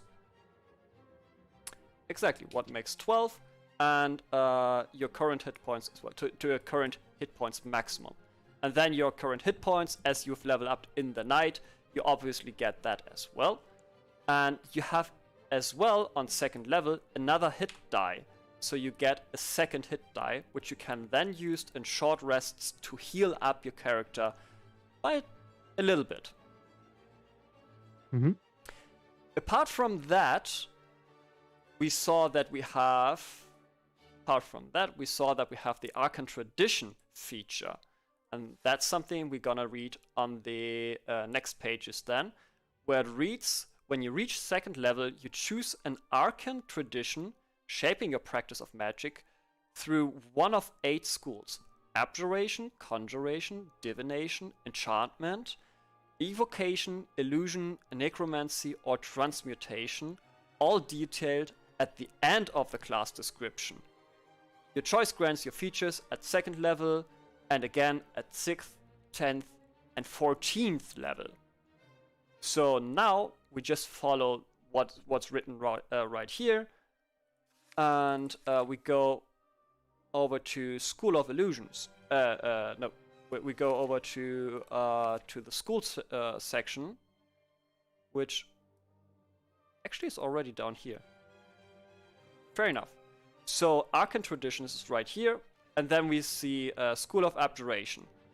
Abjurant Savant would be beginning when you select this school at 2nd level. The gold and time you must spend to copy an abjuration spell into your spellbook is halved, which can be very mighty, right? You have the capability to copy spells, any spell that you can find, and you will have to use like 50 golds and 2 hours. Instead, with that school, you'll be able to do that with 25 gold and in 1 hour, which is good. And then also, I just saw Arcane Ward. Starting at 2nd level, you can weave magic around yourself for protection. When you cast an abjuration spell of 1st level or higher, you can simultaneously use a strand of the spell's magic to create a magical ward on yourself that lasts you until you finish a long rest. The ward has hit points equal to twice your wizard's level, plus your intelligence modifier. Whenever you take damage, the ward takes the damage instead. If this damage reduces to the ward to 0 hit points, you take any remaining damage. While the ward has 0 hit points, it can't absorb damage, obviously. Whenever you cast an abjuration spell of 1st level or higher, the ward gains a number of hit points equal to twice the level of the spell. So this is basically giving you a little bit more HP, if you will so, which you would enter into your character sheet as temporary hit points, most likely. Although temporary hit points are a little bit different story, but in this case, for simplification, we could do that, if you would so decide for that, for that school. And right now, it would be a thing for you to read through all these schools, which you like the most, and to decide which one of these to pick. And based on that, you would enter into your character sheet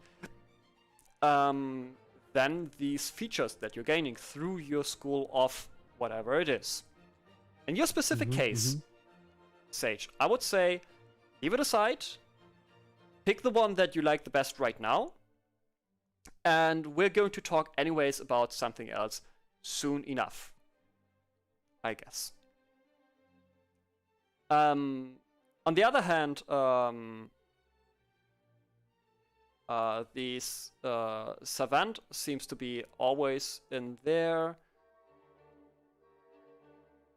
Evocation spell.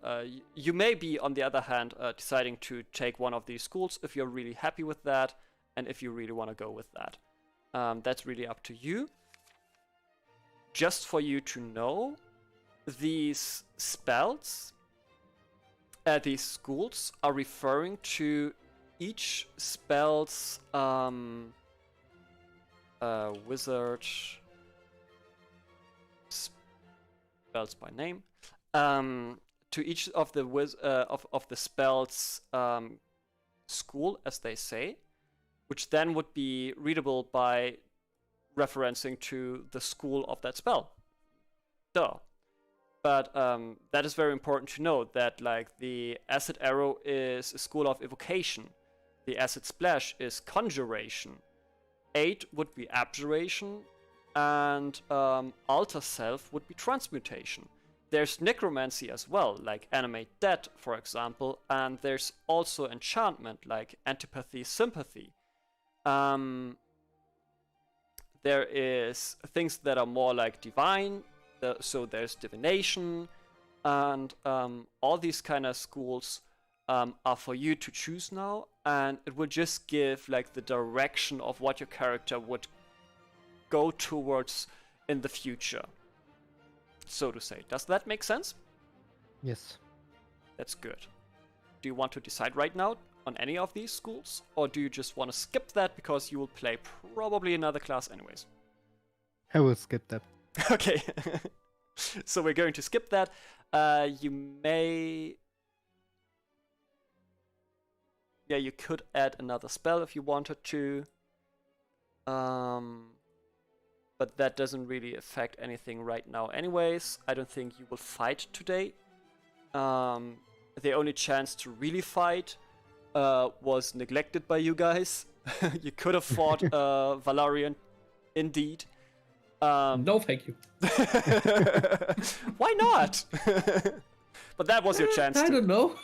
No fights for us. That would have been a really fun fight, actually. For you, probably. For you guys as well.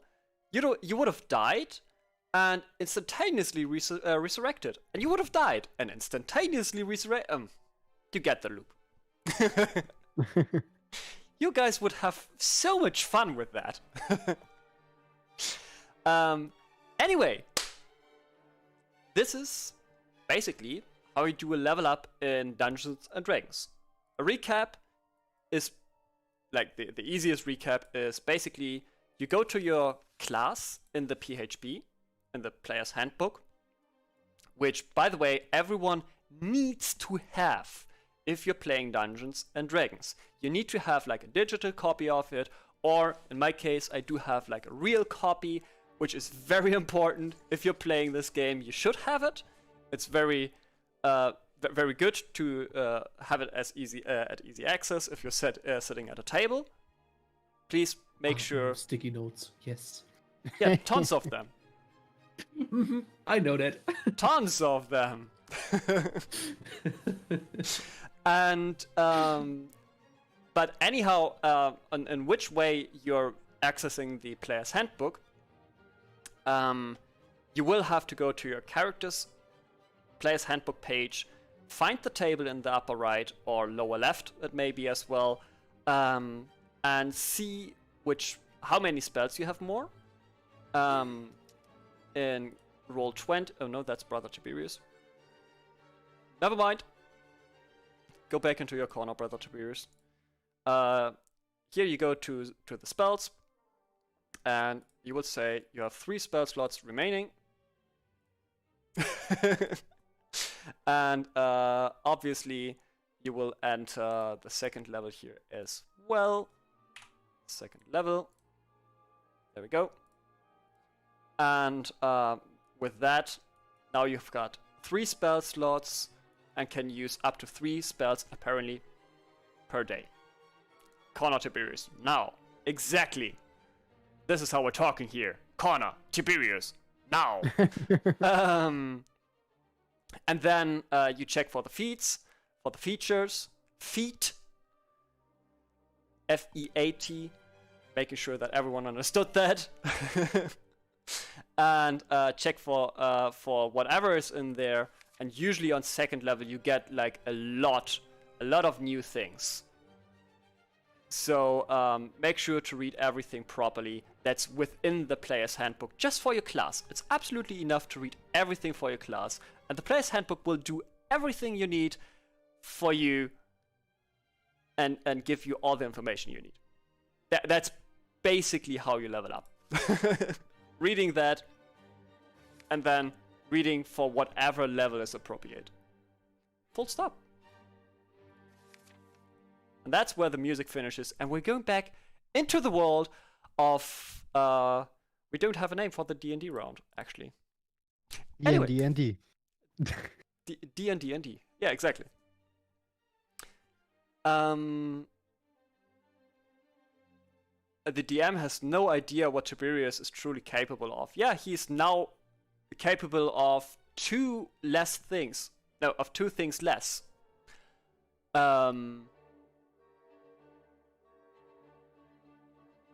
Yeah, but that's not for you to know. At least you don't crave carrots anymore. Newbie will. Yeah, regardless. Oh boy. I just saw what Brother Tiberius picked as a domain. Yay. Okay. Hey, PHP.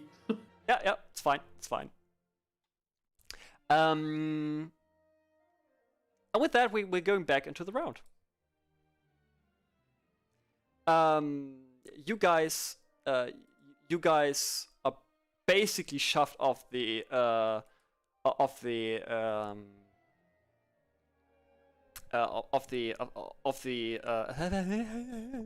establishment. Estate. That's the word. Of the property.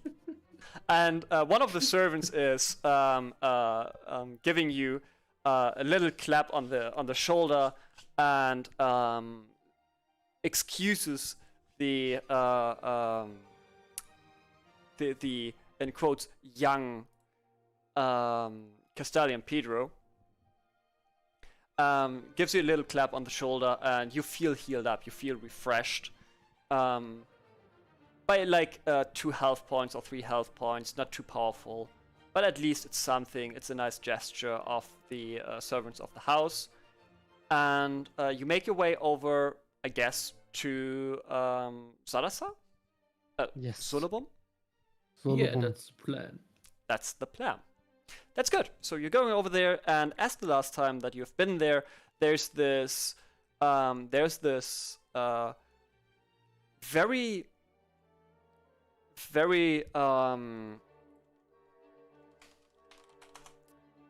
plain and modest villa that has like a few pillars in front of it, and this large area to have a few housings in front of it, and I thought I draw it somewhere, but apparently I haven't, or I have removed it. And you do get the get the same guards standing in front of it again, as you have seen before already.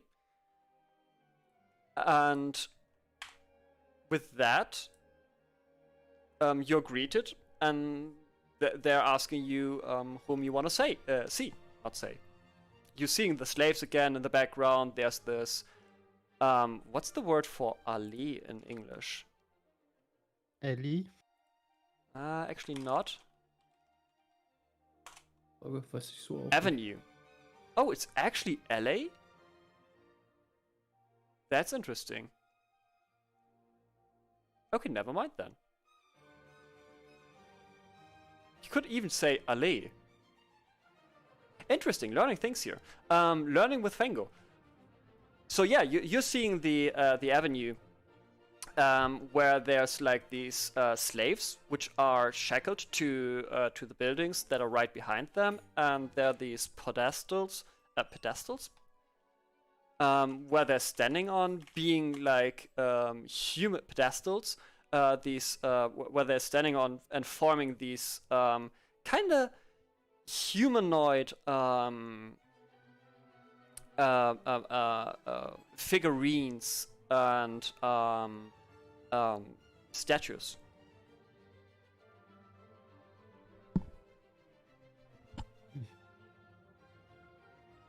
That's what you're looking down, and at the end of it, there's like this fontaine. You know that Brunnen that sprudelt Wasser. Fontäne. Der Brunnen, der sprudelt Wasser. The Brunnen that sprudelt Wasser. And yeah, the guard is again greeting you politely and asking you, how may I help you today? And keenly asking, where's your fourth friend? You've been with a fourth friend. I stare him right into the eyes and tell him that Valarion Valvet has taken her. He thinks for a second and says, well, that may be possible, but that's very unlikely. You're kidding, aren't you? Nope, that's I'm not. true. We've met him last night. He invited us to the Velvet Estate, and his face is turning pale. a few things happened. His face is turning pale, and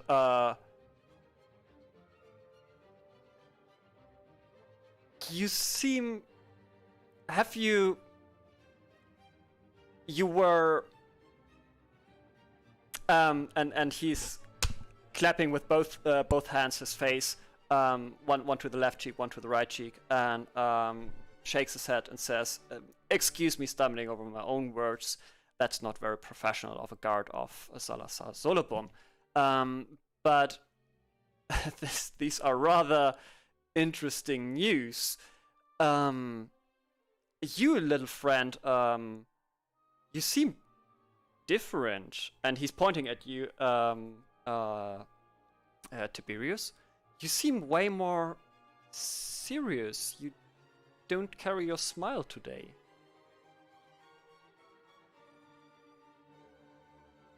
I know. A lot of things happened. Oh, I wish you best of luck to find your laughter back. And your happiness. I assume you want to talk Master Solebum, don't you? Yes.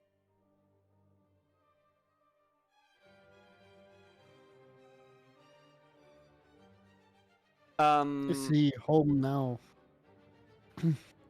He nods and says, yes, he's awaiting you guys. He's awaiting us? Well, obviously I've told him that you have been here. Ah. That's nice, thank you. Of course, you've been asking for him. You apparently had something to talk with him. Can you bring us to him? He's opening the gate and says, "I am not allowed to enter the property. But you are. You are." And he shows into the cat leaves. And he's showing into down the alley. Then I start going inside. Yeah, Tiberius thanks the guard for his help and also proceeds inside. Yeah. Shast, you and Shast and both of you are entering the alley, and you're going down that beautiful alley. There's like a marble floor that at the first glance looks like normal stone, but now that you're entering it, you do see up close that it is like marble, very perfectly well done floor, and you don't sense any magic here at all. And as you pass by those slaves that are very well dressed as well, you do see again, you do see that those are slaves, but you do see that they're not shackled. It just seems so from the street, that as if they were shackled, as if they were like bound to the houses that they are, and it feels like they're actually willingly spending time there, standing there. And even some of them are greeting you. Everyone's nice and friendly. You're walking down that alley, and right at the end, you're greeted by someone who doesn't really fit the area. He looks a little bit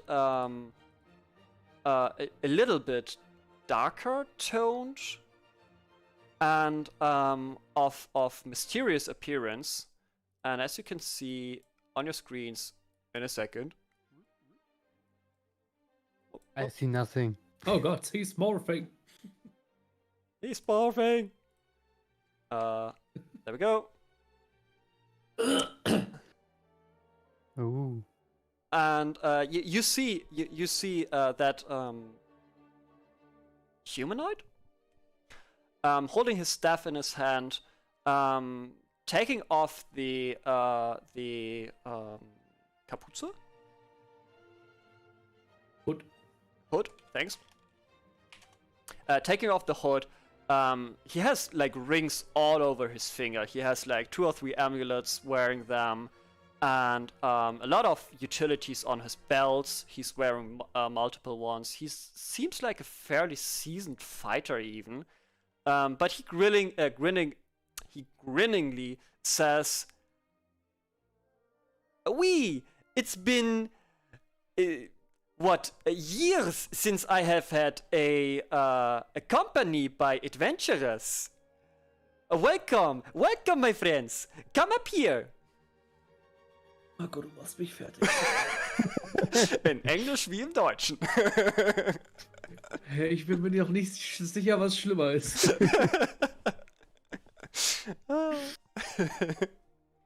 Wenn der mir auch wieder ellbogenhohe Lederhandschuhe schickt, dann gehe ich. Ja, dann gehst du jagen. Und dann ist dein Charakter Rakath.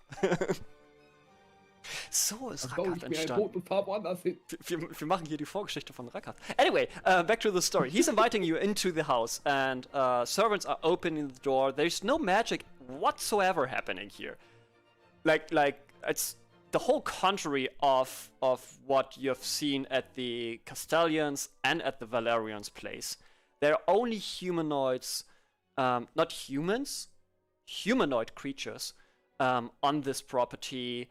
There are no unseen servants or no like surreal servants that you have to call and all that kind of stuff. The only magic thing here seems to be that Solebum, who's magnificently looking, and it's just too friendly right now. He's a sucker for jewelry. Kinda.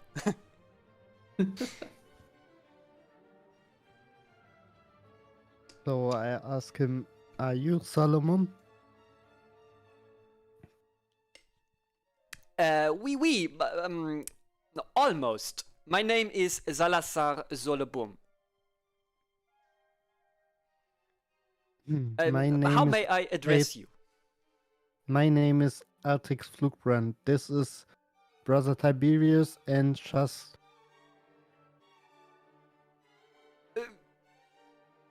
Just.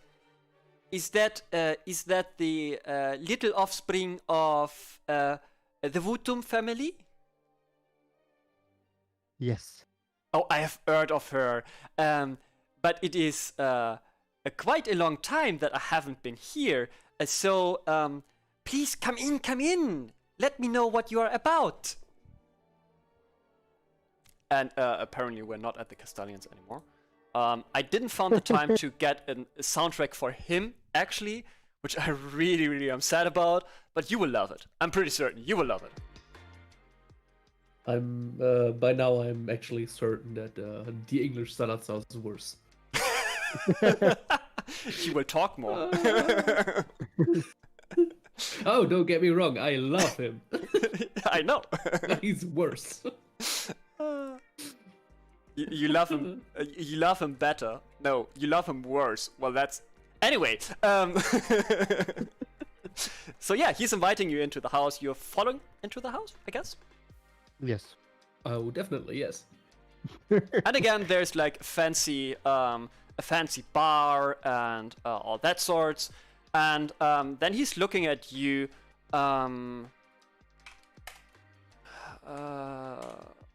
Yeah, he's looking at you, and he's leaning his head to the left, to the right, and then he says, "Is there some magic following you guys?" Castellon Pedro has casted a tracking spell on us. That old fucker. Very well, very well. I don't think I can do anything about that. You made a contract with him? Yes, indeed. We were asked to find a necklace for him.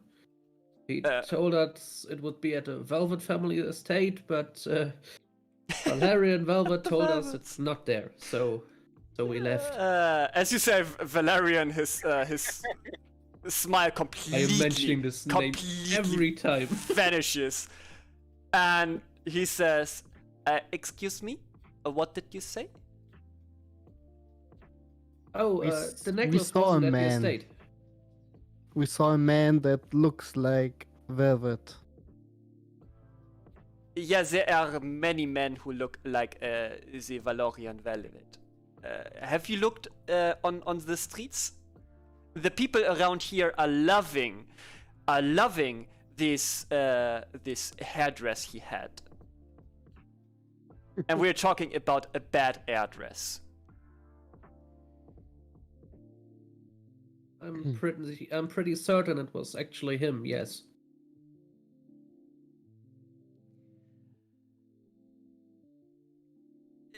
So, you said something about a necklace? Yes. Do we want to talk about the necklace, maybe?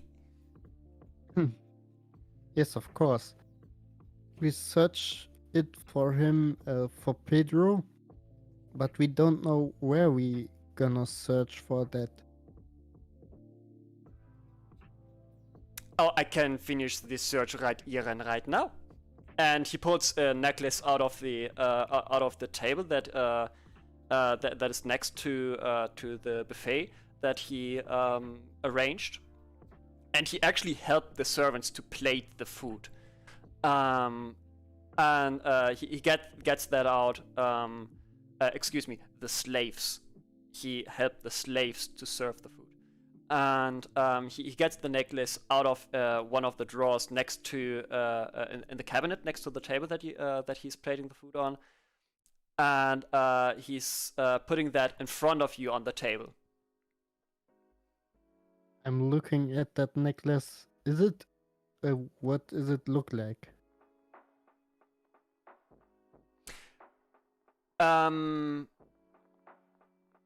How do you remember how the necklace looks that Castellon Pedros is looking for? It is a heart-shaped marmor necklace with a golden outline on a fine golden chain. Yep, then it is that. It is that very.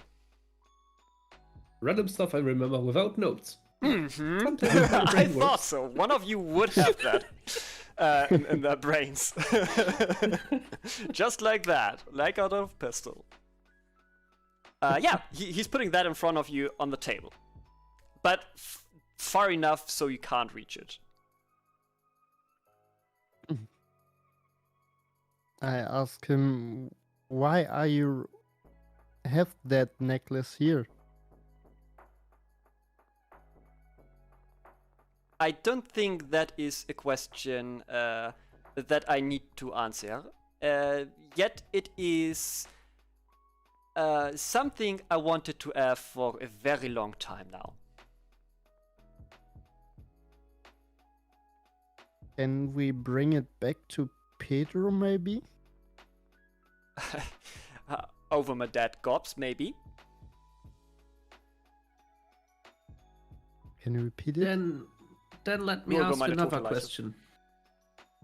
That's what he said. Nur über meine tote Leiche. Hmm.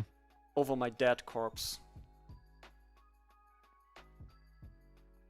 Then let me ask you something else. That necklace, is it rightfully in your possession?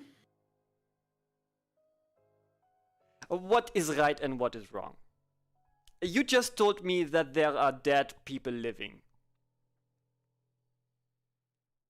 Oh, that's maybe right.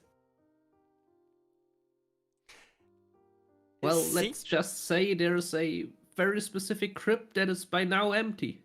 And a man called calling himself Valarion Valvet is running around at the Valvet estate. You're bringing me proof that there is a dead person walking. Would you like to come visit him with me? Oh, I would certainly not. I thought so. I'm not insane. I may look like sometimes. And he puts a hat on.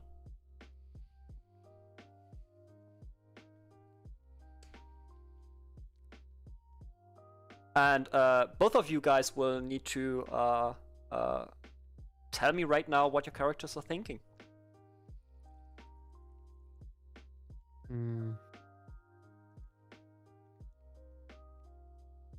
I think he has stolen it.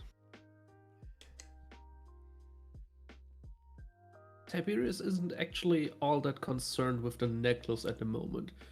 He's more concerned about the fact that anyone seems to know Valarion Valvet and recognize who he is, and that he, well, should be dead, but obviously no one seems interested in making sure that he is actually dead. Even though we've told 3 people by now that we've met him just yesterday. All of them seem to avoid the topic. He points at you, Brother Tiberius, and says, "That is very interesting that you're thinking there. Now, I for myself, I'm not really avoiding the topic. We can talk about it if you want to. In brackets, in the next session. But I don't believe that you may really want to go any further on that step. Unless you want to go on a really long journey of centuries ago. Yet, for the old bastard Castello, there is a little different story about that. He really may not remember. Well, he remembers, but he may spontaneously forget whenever the name is called Valarion Valvet.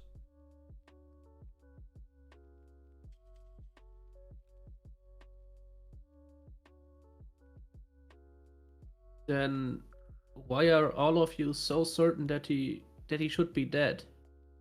I mean, sure, there's the crypt that, well, was his crypt or is his crypt, but the last time we were there, I felt something evil, and after that, the crypt was empty. See, there is where my little conundrum is coming in.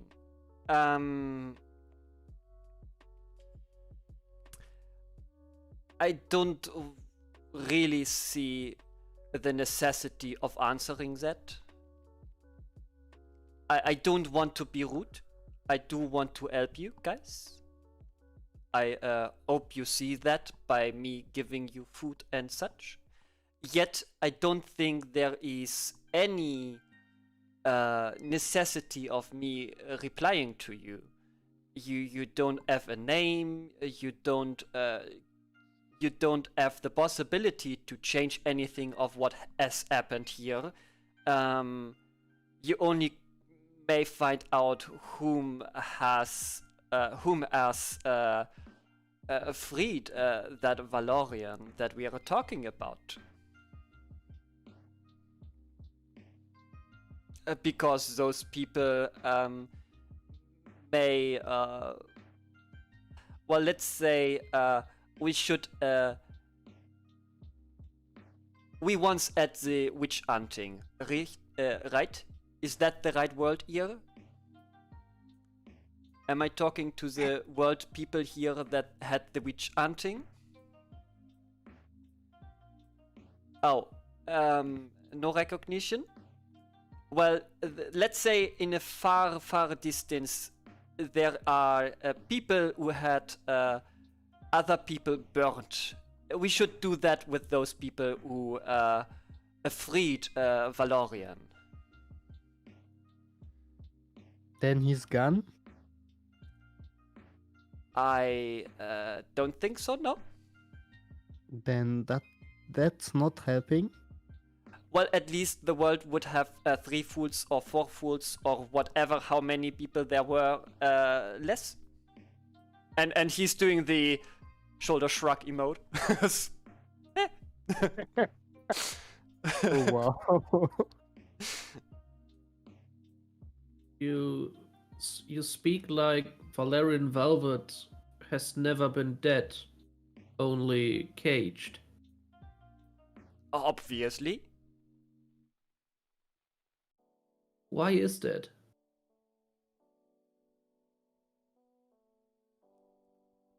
Again, I don't see why I should answer this to you.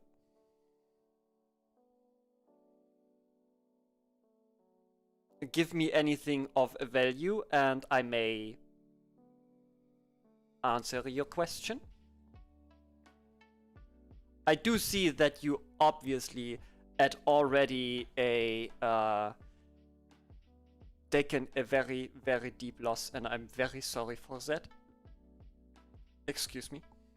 But still, that is not being my fault.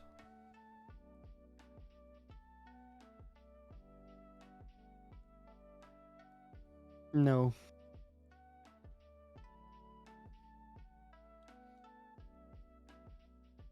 But we need still that necklace to get us free.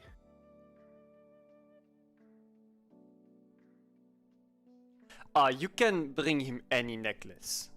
He won't remember. Or maybe you take this, and then he takes the necklace that's on the table, puts it around his neck actually, and he goes over and gives you that other necklace or another necklace out of one of the treasure chests that are piled up on the wall here, and says, you should go to the tavern. There are very friendly pirates. They brought me these treasures and some slaves. Very, very good people. Very good people. But yeah, I think this... And he picks one of the necklaces that's in the treasure chest. And then he says, yeah, this is a necklace of deception. And it will actually look for everyone like what they're looking for in a necklace. I look at that necklace. What's looking for me? Well, is the necklace that you are looking for right now for the quest the only one that you're looking for? Or have you had like the Yes. desire to have any other necklace? Cool, No. yeah, then it is exactly that necklace. Maybe that's a plan. And for Brother Tiberius, it actually may look a little different because Brother Tiberius has his gods, right? Or his god. Mm-hmm. And it actually looks like a sigil of that god. And maybe like there's even the god itself engraved on there in how Brother Tiberius thinks the god looks like. And that god is giving him a wink even. Like it's a little animation even on there. Like a sign of God, kinda. Of that specific one. Interesting necklace. So we can have that necklace and bring it to Pedro out of coast? Why don't you call him by his first name?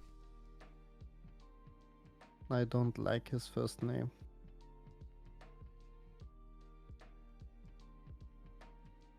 what do you think his first name is? Castellian. He never fully introduced himself? That is very rude of him. Say hi, say hello from Salazar Charles. His name is Charles. Okay. Though you may wanna run afterwards, because he can get very upset if other people know that his name is Charles. Because, well, we kinda mocked him back then. That's a job for you, Tiberius. Oh, we? Is it?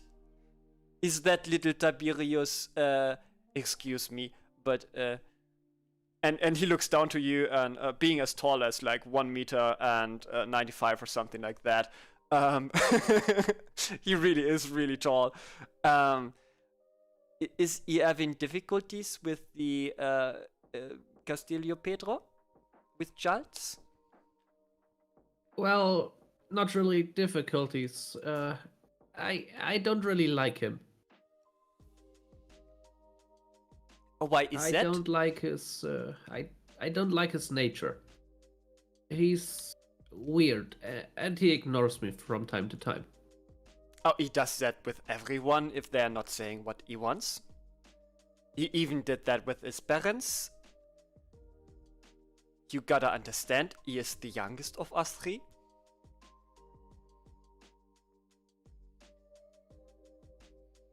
Well, that doesn't really make me like him anymore. I understand. Maybe... Just do me a favor, don't mention Valarion anymore around him, okay?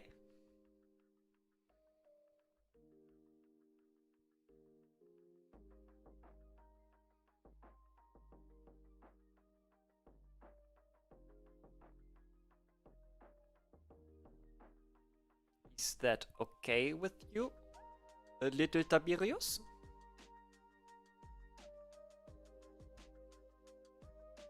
Tiberius looks very defeated by now, and just accepts that. Is there anything else that I can do for you? Maybe a beautiful lady or anything else? And he's pointing at one of his slaves. Nope, thanks. We need only a necklace. Your little... excuse me. Your friend looks... a little bit upset, and I thought I would maybe help him. But if you don't want, it is completely up to you. It is none of my business what you're going through. But just let me know, just... Wait a second. But just know that you can get help at the nobles' places.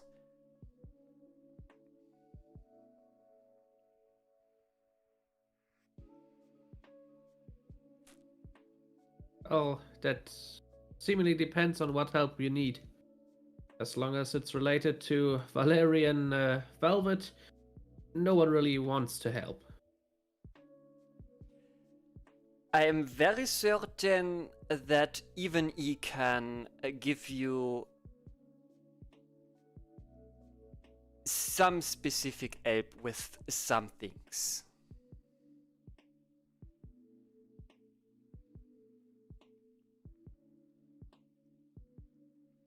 It just depends on your character. Hm? Ich glaube, du hast mich jetzt gerade falsch verstanden, Marco. Okay. Ich Repeat, habe please. gesagt, Es scheint so, als wollte niemand helfen, solange es irgendwie mit Valerion zu tun hat. Ja, da habe ich dich falsch verstanden. ähm, in that case, I understood him wrong, and I actually understood that no one wants to have help by Valerion. Yet, indeed, he said no one wants to help doing something against Valerion. Where there's to say, where Salazar will say, did he do anything wrong up until now? Do you know of any crimes he did or something?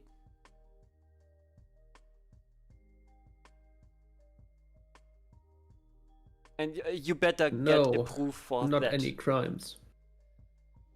In that case, I guess there is nothing that we need or can do against that Valarion Valvet you're talking about. Valarion. That's how you pronounce it. Valarion. Valarion. Yeah, exactly. Stop it, John. Michel Valarion. No. No, it's just Valarion. Let us not proceed this rabbit hole. Charles Michel Valarion. No.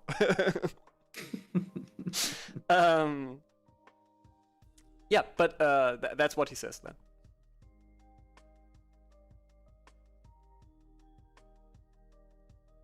So, can we get that necklace now, please? He handed that over to you. That necklace of deception. Then I'll write it down. Mm-hmm. Make sure to note down that description as well. That it will show, if you're looking for a necklace, it will always show as that necklace that you're looking for. And if you're not looking for any necklace, it will just look like an ordinary gold necklace. Like it will have the like a leather strap maybe, and like a golden ring to hold the amulet of the necklace, and yeah, then a golden coin kinda. What is it called? Necklace of Deception. Though necklace of maybe bewishful necklace would be more precise, but we can change that later on. That is just the minority of names here. Usually important is the the actual capabilities of such necklaces.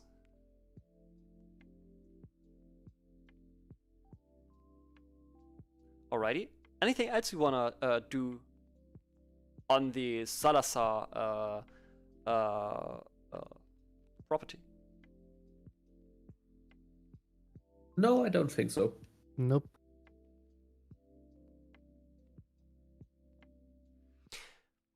All right then. You tell him that you would like to go now, and he seems a little bit upset. Like he invited you in, and it's been like the first time that, as he said, in years that he had the pleasure to meet some new adventurers, and but he understands that you want to fulfill your quest there, and he lets you go, obviously, and I say to him, we will come back soon. And that cheers him up. he cheerfully claps his hands and says, "Oh, I will have maybe some friends over then, and we could have a barbecue, or we could have maybe a little dancing session or something like that. Whatever you please. Yet, one more thing that I forgot to mention. never enter the Valarion Valvet property from the eastern gate. You shouldn't do this. Okay, Why thank is you. that? Well, it is a magic gate, and it will make your brain fry a little. Oh, Ah. It will make you see things that are not there. It will make you believe you are at parties that are not there. It will make you believe every wild things. oh, yes, I've experienced that before. You shouldn't do that too often then. It may really hurt your brain. Thank you for the warning. You are very welcome, little friend. Just bring me every now and then maybe some good stories about what's happening in the world. I've got to manage so many words already. In my ad, obviously. Sure. If we ever get out from this village, that is. We're just getting started as adventurers. I could already tell that by your lack of magical items. Your magical equipment is not that. It's advanced, let's say. But thank you Tiberius for looks the a hint. bit shocked. Oh, excuse me, did I offend you? No, you. Of course you didn't. But magical equipment. Who would have so much money? He took off the hat, by the way, long time ago. Kapuze meinst du, ja? Nein, er hat sich zwischendrin eine Mütze aufgesetzt, einen Hut aufgesetzt. Okay.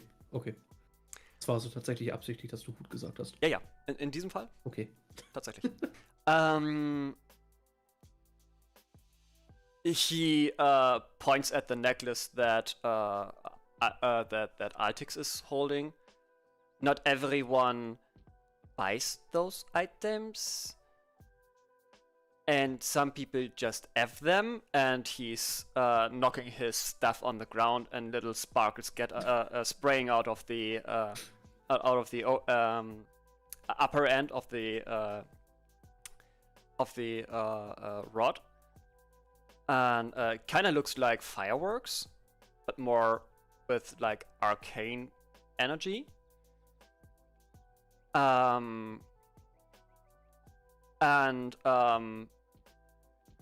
Then he says, and sometimes you have just good friends that will give you things. For no reason, of course.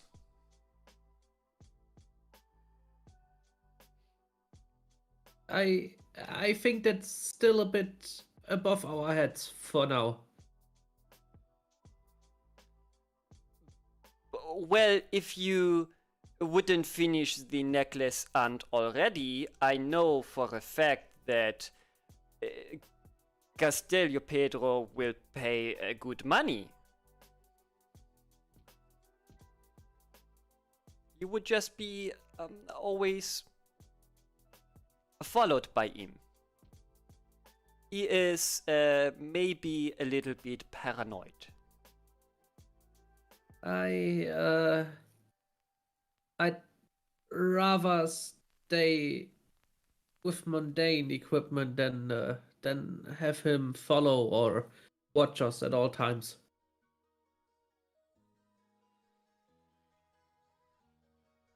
Very well then, my little friend. And he nods at Chast and says, you've got a very shy friend over here. Very rather beautiful, I gotta say. I hope that your loss isn't too big. And with that, he shows you like to the door, like he points at the door, at the gate, and he says, should I walk you over? Do you would appreciate that? If you want.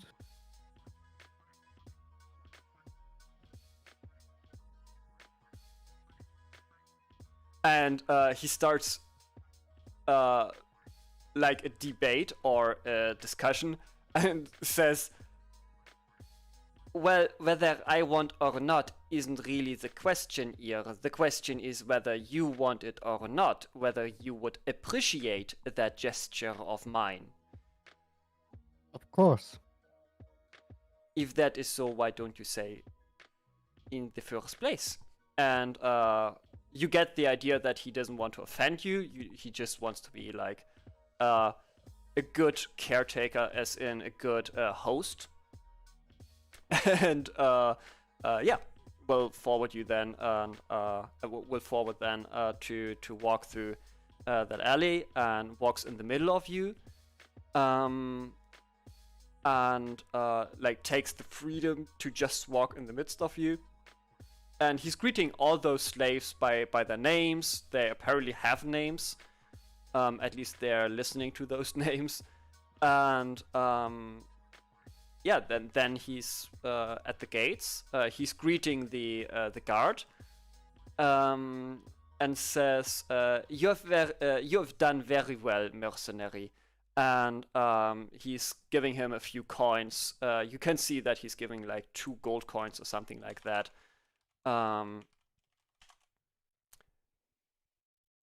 And he says, just make sure to keep that property guarded further on, as your generations before did. And with that he says, bye-bye, my friends. Make sure to come over every now and then, although I may not be here. Obviously, as you've now learned, my guard will let me know. Yes. Goodbye, and then I start to leave. Bye, have a great time. And yep, he closes the gate himself. And then you're leaving off, and you're going over to... Are you going directly over to Castellon? Did we? I don't know if you do. Well, I guess we do. You could Then do we There's like... not really anything else to do, right? Well, you could go into the tavern and try to sell the necklace of deception. Nope. Why not? Yeah, let's not do that. Okay. That was just an idea of the DM. Nope. Okay, so you go over to the Castellon Pedros place. It's already like late evening, around like 8 to 9 p.m. It's been a very long day. You've been walking a lot. You've been talking a lot as well. You're kind of tired, and as you enter the property, you're greeted actually by the Castellon Pedro, and he's standing at the front of the gate, and he's looking a little bit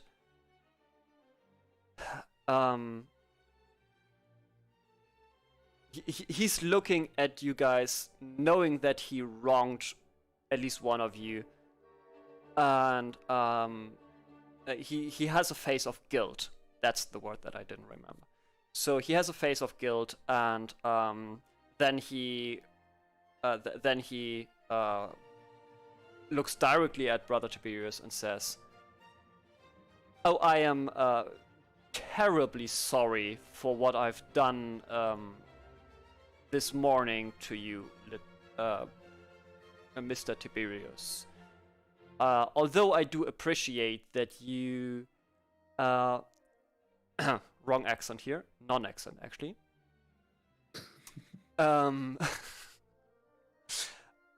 Switching the accents. Really, really hard to practice. Yeah, but he follows up with, I know that I've had done that not very noble and good thing to you. You may be paid out for that, what I did to you. Yet, I really want to let you know that it was not very friendly of you guys to... Casa de Pedro. Seriously.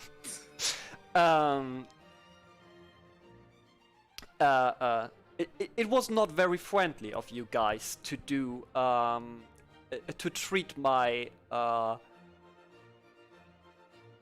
gesture of friendliness that I brought towards you like you did in the morning, especially you, brother Tiberius. Yet I do expect to hear good news from you. I show him the necklace. He's looking at it, and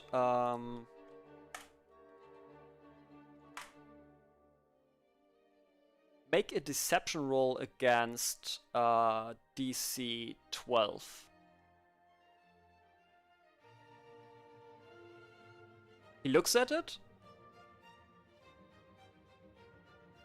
He looks at you guys. He smiles. He just throws that necklace away and says, as I see no good news. Very well then, I will bring another quest note up. You are not capable of what I ask you to do, apparently. Yet, I will keep you in good mind. At least you have tried, not as other parties.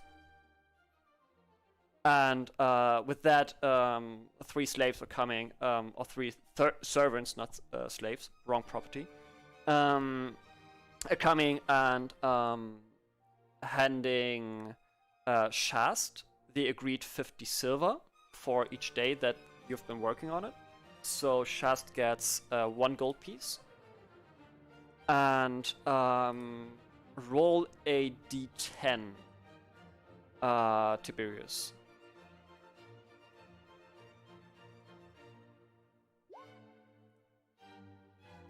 You open the pouch that has been handed to you,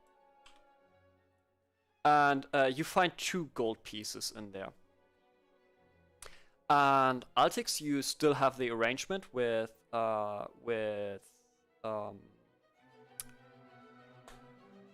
Charles, with Castellon, and he is looking at you and says,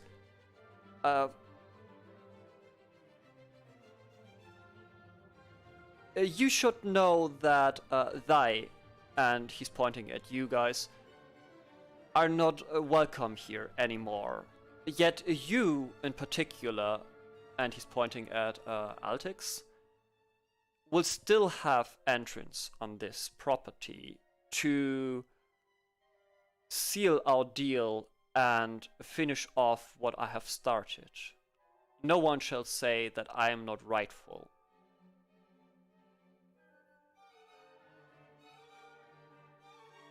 And with that, he's snapping his fingers, and you physically feel that the spell that was targeting you is removed.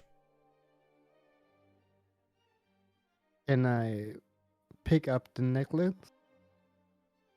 It's too far away. You would have to run over the grass to pick up the necklace. I will do that.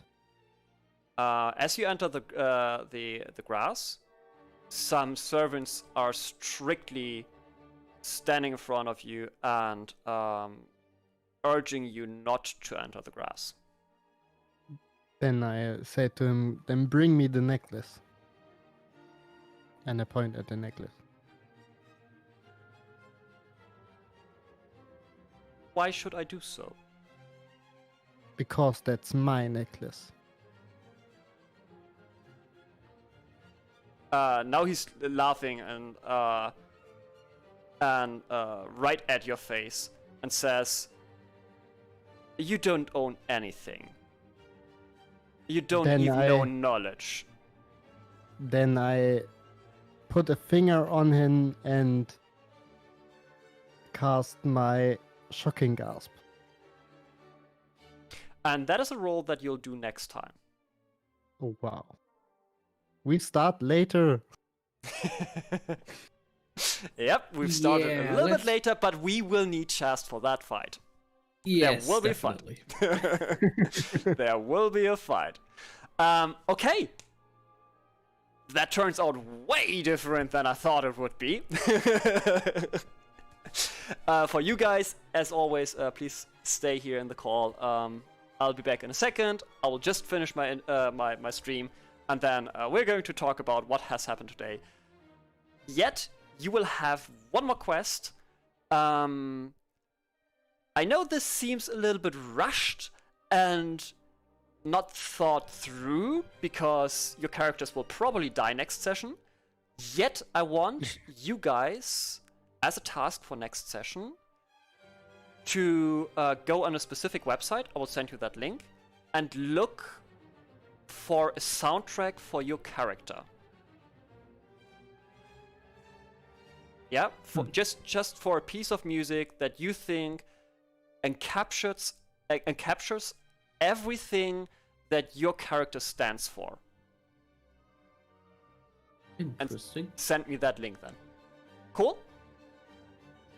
Okay. Cool. Cool. All right. And with that, I will mute my Discord, and I will talk to the stream for a sec, and then I'll be back at yours. Good golf, chat. Good golf. I mean, with that, we'll just end it. Good golf, chat.